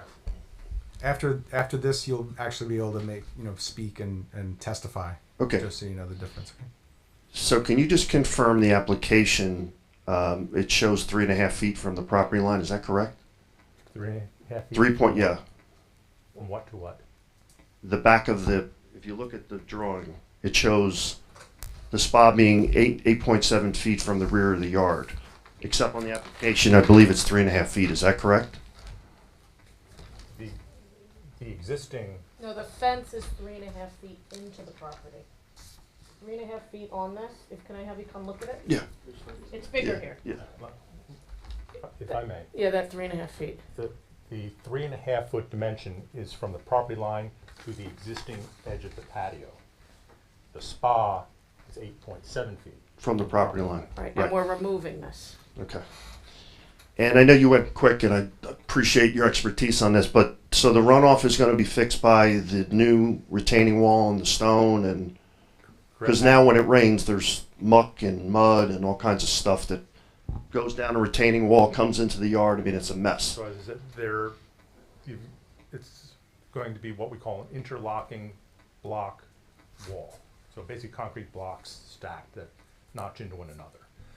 Behind that will be a layer of stone, gravel, that the water will seep down through. At the bottom of that stone will be a pipe, perforated pipe, that the water will enter that pipe. It'll be piped out to the road, Away from your house. away from the house toward the streets, where Mr. Matlack had requested what's called a pop-up emitter. Sort of like a sprinkler head, that when the water fills up the pipe, it pops open the sprinkler head and flows out into the road. Dave, that'll be on our front yard. It'll be in our front yard. Okay. And you mentioned there's going to be a third-party engineering study on the wall. You built the wall, or you designed the wall for Harvey? Yeah, usually the block companies have their structural engineering department basically do the structural design for submission to the building department. Okay, so the town verifies that the wall's integrity is good?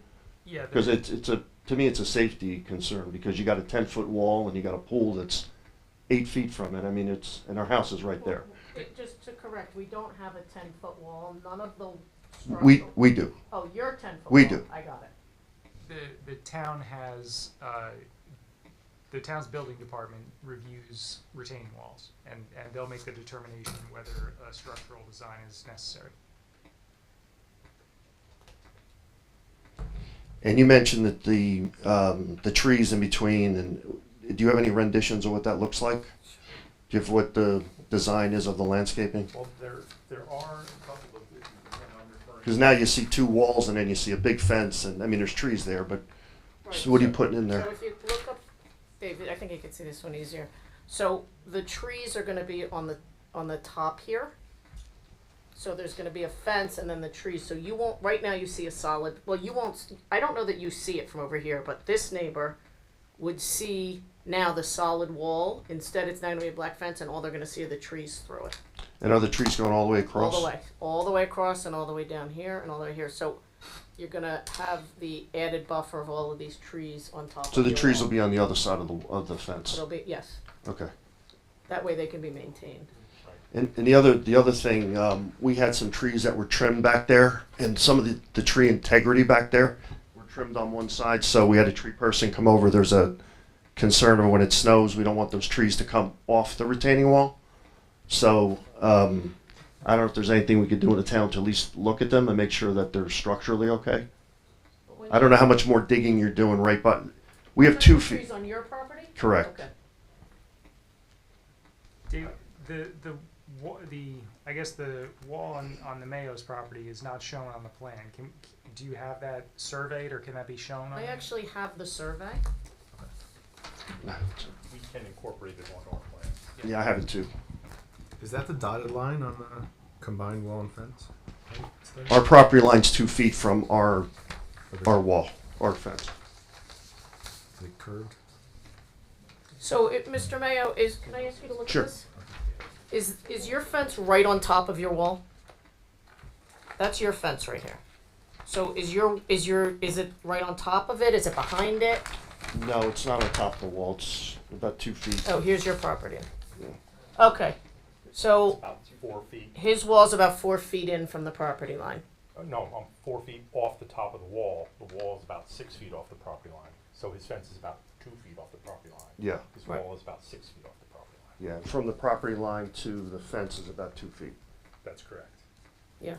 Now, I'm assuming and I was there today, just Mhm. based on what I saw. I didn't come on your property, so I couldn't tell. I'm assuming you have some landscaping up on top of the wall. Is that what you're talking about? Yes, we have 30-foot arborvitaes up there Okay. that were trimmed on one side. The concern is if it snows, I mean, you got those trees are big, they're 30 feet big. Do they tip? Do they, how do we Well, we're make not- sure that they're the integrity of those trees are still there. They were trimmed. Right, on our side.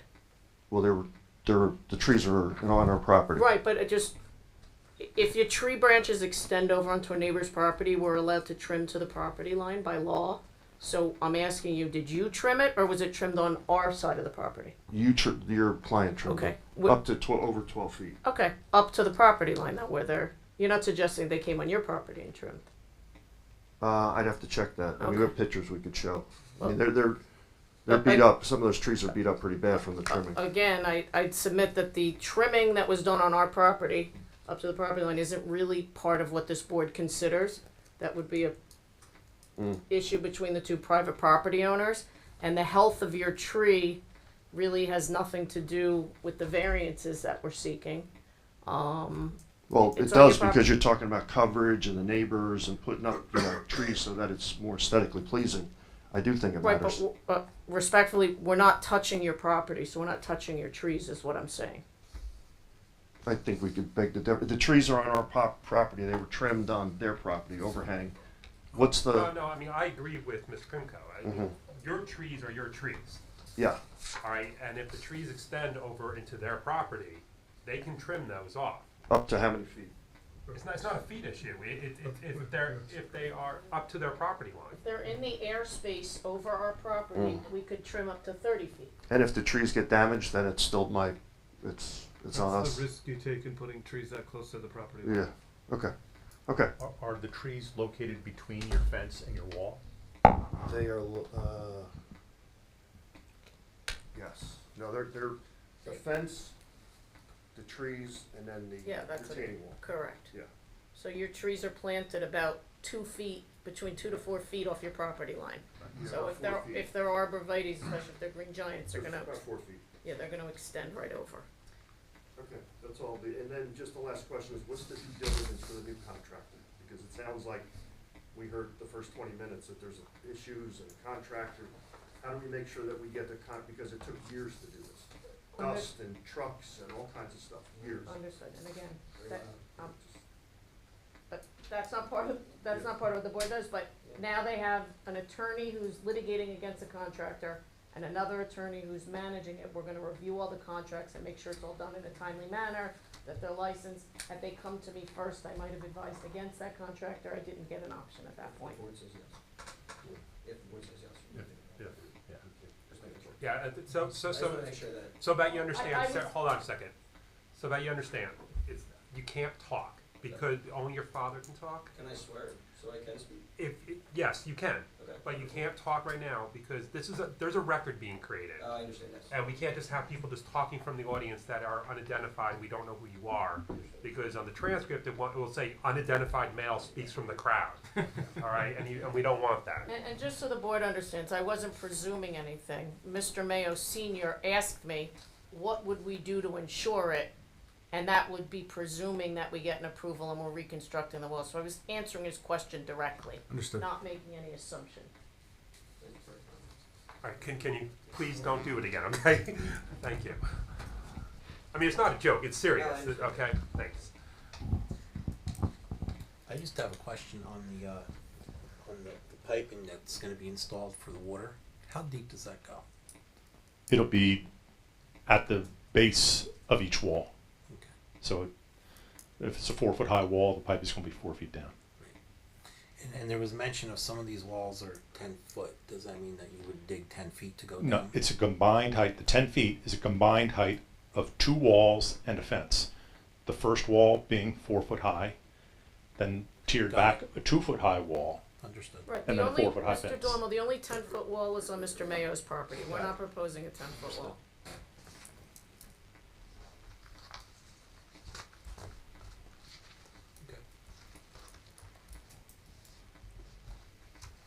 Any more questions? Any more questions from the public?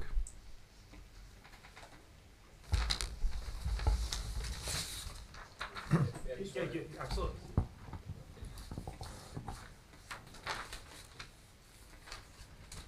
Mr. Mayo, what's your first name? Hello, my name's Daniel Mayo. So, Oh, Mr. Mayor, will you swear that any testimony you're about to give will be the truth, the whole truth, nothing but the truth, so help you God? Yes. All right, and you said you're Daniel, Yes. Daniel Mayo. and I assume it's the same address? Yes. Okay, 15 Duffield. Yes. So I have a question regarding the for the engineer. You said that you did the same study at 15 Duffield Drive in 2002, correct? We prepared the plot plan, survey and plot plans for 15 Duffield. Okay. Did you have you said, and you also mentioned you had some oversight over the construction of the 10-foot wall on our property? You did not. Okay. And you didn't have any part of the design of that wall either. No, we did not do the structural design of that retaining wall. Okay. So, in your expert opinion, do you like based on what you reviewed in 2002, did you guys plan on any additional weight being put on that wall and anything structurally that might a hinge or anything of that nature? Again, we didn't do the structural design of the wall, so we wouldn't have.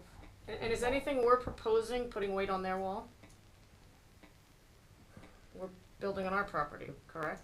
I mean, there are structural issues, but that's what They'll look at with our wall when we give our right. structural design.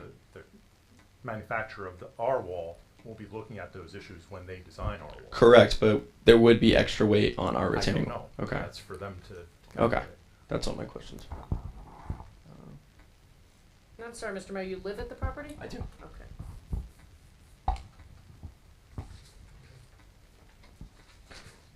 Any more questions for the public?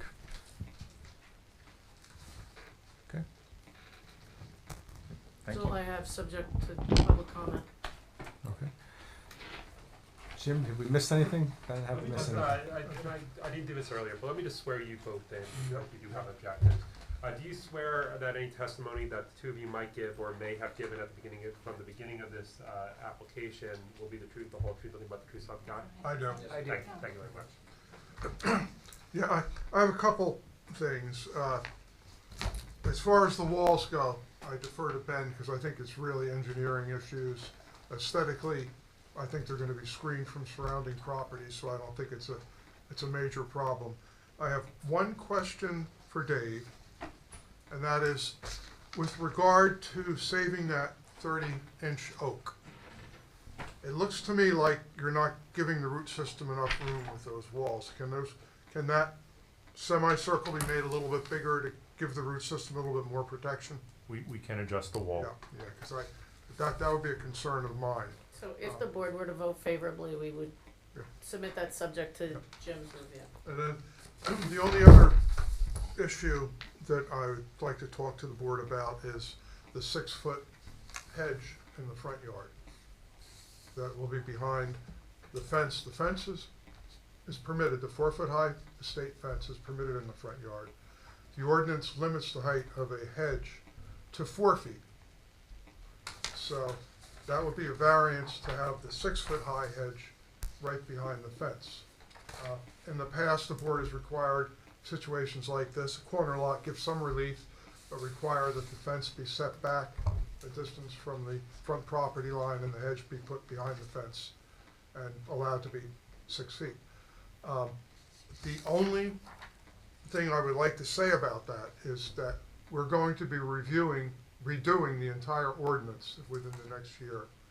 One of the things I would like to see council reconsider, actually look at, is the height of hedges in a front yard, whether that should be revisited, whether it should be relaxed or not. So I would suggest to the applicant or to the board that one of two things, either the applicant move the fence back to the 10 feet that the current fence is and put the 6-foot high hedge behind the fence, or install it as they're proposing, but keep the hedge at 4 feet and gamble that the ordinance may be relaxed a little bit and the council may permit a 6-foot high hedge in a front yard. Well, Jim, I know. what about if we left the fence there, because the fence is permitted, but set the hedge back from the fence? You could, but then you've got a real maintenance problem between the solid hedge and the fence. Your expert didn't like that. Okay, so, again, I think the privacy is gonna be more important than those 10 feet. So should the board decide to vote favorably, we would set it back 10 feet and have the 6-foot hedge behind it. That's not here as a variance, right? What's Jen? that? It is in my notice. It's still a variance, but Okay. it's typically on the corner lots, there should be some sort of relaxation because you're losing, you have 2 front yards and to set everything back 30 feet or whatever this zone requires, I think it's even more than 30 feet, I think that's a little bit onerous. But that, again, that's the board's decision. Yeah. But I think it is common in this neighborhood to have the corner lots even Yes, with the fence back, yes. like you're saying. Yeah. The picture you showed us, that's how they did it.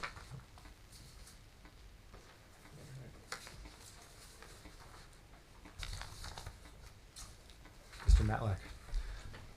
So regarding the retaining walls, the structural review of the retaining walls is done by the building department.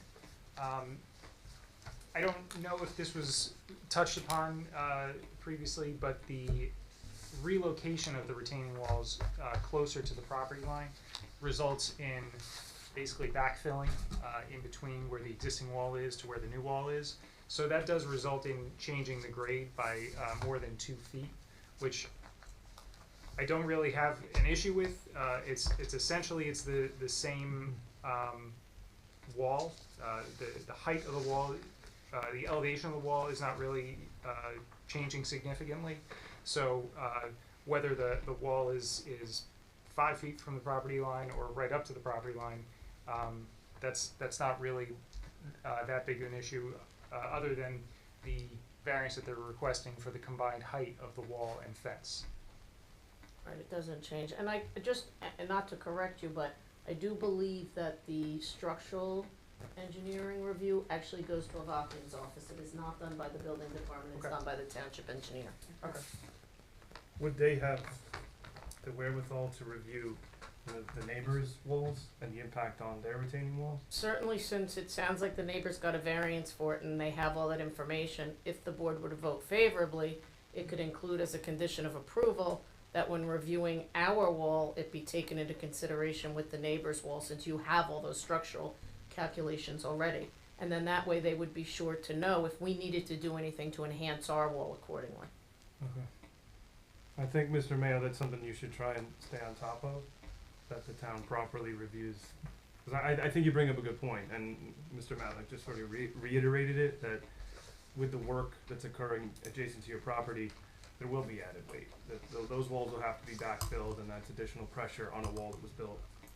I don't know. I don't want to say the years, because Well, somebody said they walked the site before it was built. I might insult. No, it was around 2002. Okay, so a while ago. But Mr. Chimura, just one thing, just to point out, Mhm. 2 things. If we removed the walls, we would have dirt up against his wall, which would be putting more pressure. By putting our own wall there, we're holding back our dirt, and we're not putting the pressure on his wall. Remember, his wall is 6 feet off the property line.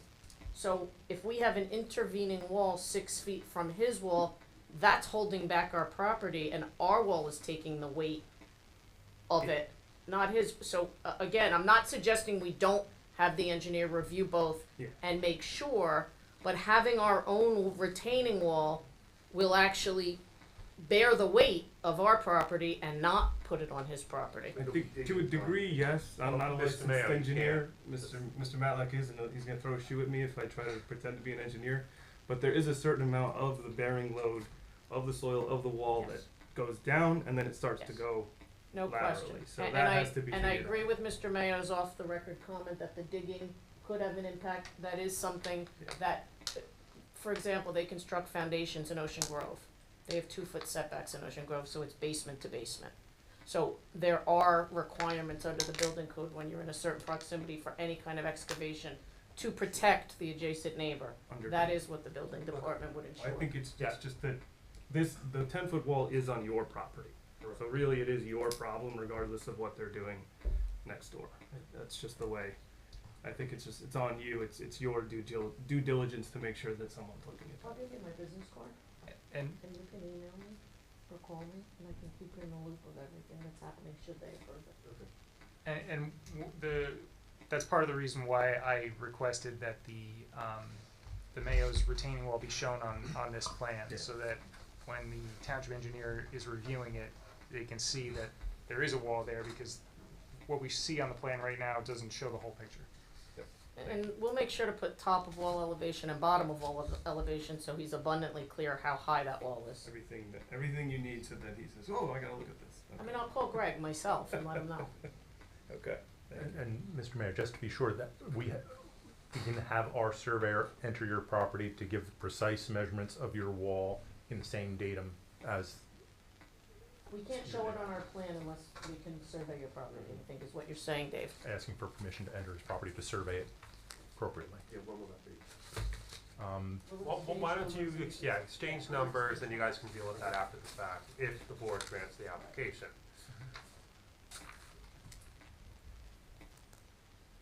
Bennett, was that everything? Yes, I'm sorry. Okay. Yeah, that was it. So now we have the opportunity for public comment.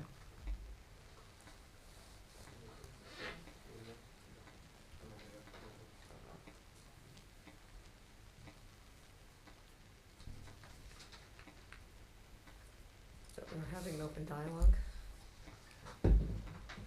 Would anybody like to come? Okay, so come on up, please. Grab the So, microphone. Mr. Daniel Mayo, you are still under oath. Yes. Okay, so, can I sit here? Sure. That's fine. If you'd like to, yeah.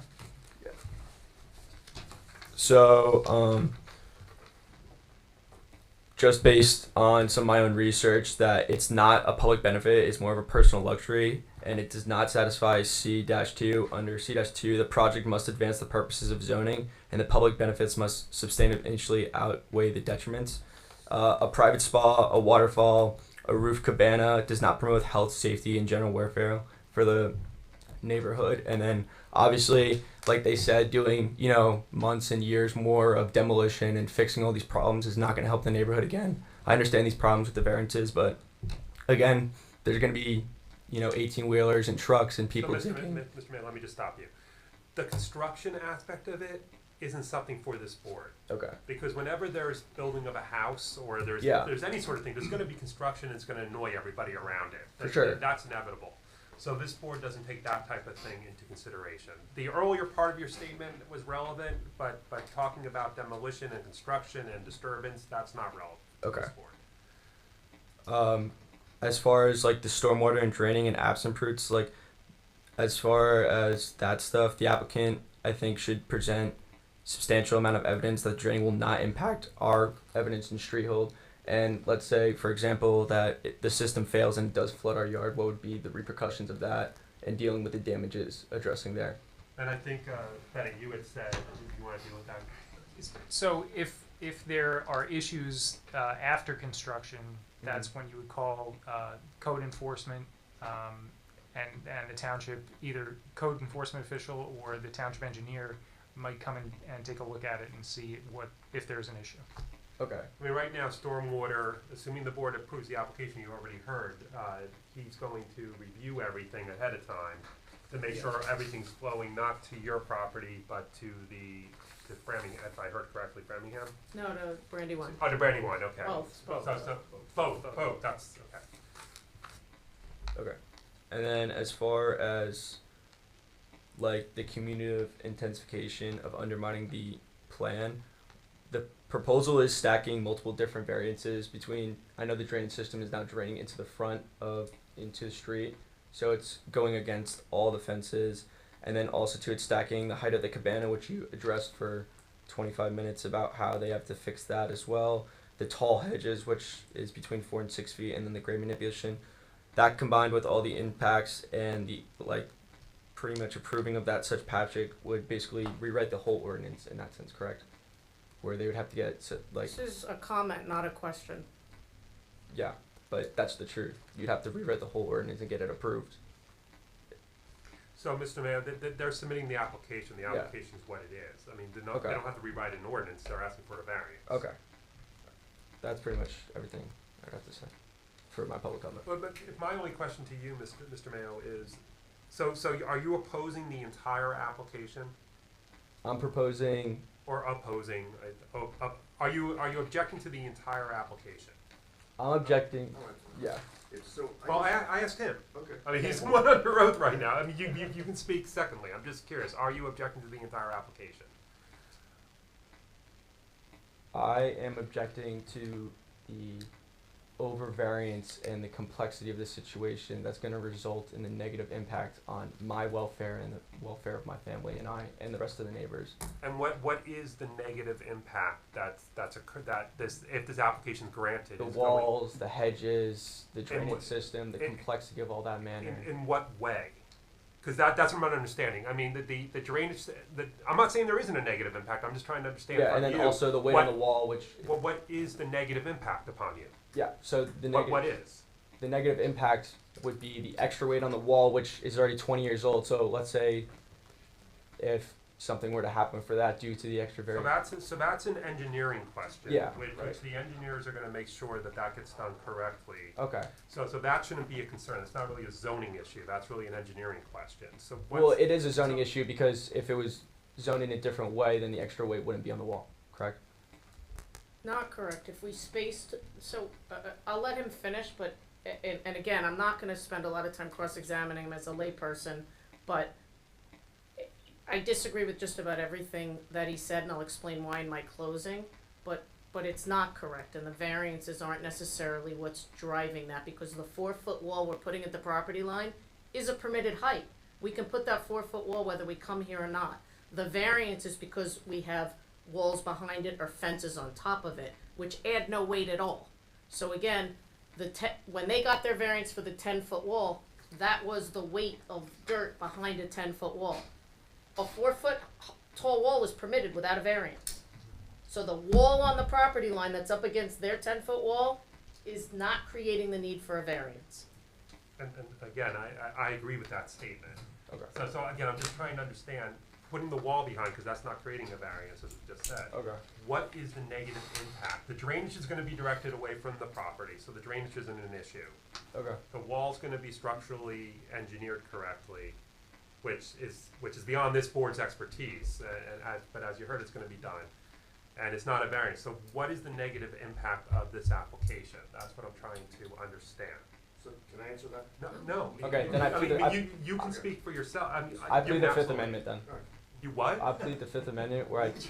That doesn't apply in a Doesn't non-criminal apply. case. It's okay. Yeah. You're not under criminal indictment here. You've made.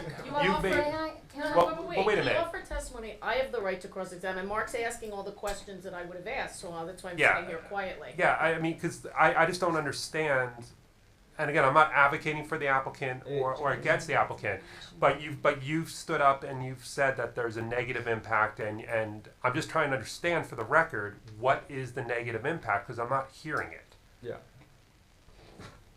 The negative impact, in my opinion, would be an added burden to the neighbors and myself, like I said, with the constant new revelations of the fence, the trimmings, and much more variances and stuff that has to get added. So construction is what you're suggesting is a negative impact. I'm answering his question. Well, I get. Okay. Yeah, but is that what you said? The construction? I think he answered the question. I think I let's don't move know. on. I think is that the answer? Is that his construction? That's I'm what his not answer is. hearing. Well, I think it's. Yeah, sir, Mr. Mayor, I'm sorry, you stay here for 1 second because she does have the opportunity to ask you questions as well. The statement you were reading seemed to indicate a lot of your issues were with the construction, but as Mr. Leckstein said, that's not an issue for us to decide. Okay. And I understand how that is your concern, and that's really what I'm hearing you say. Okay. That's what I'm hearing him say also. It's all about construction. And potentially the engineering of the wall, which we talked about. And Yeah. that is similarly not really for us.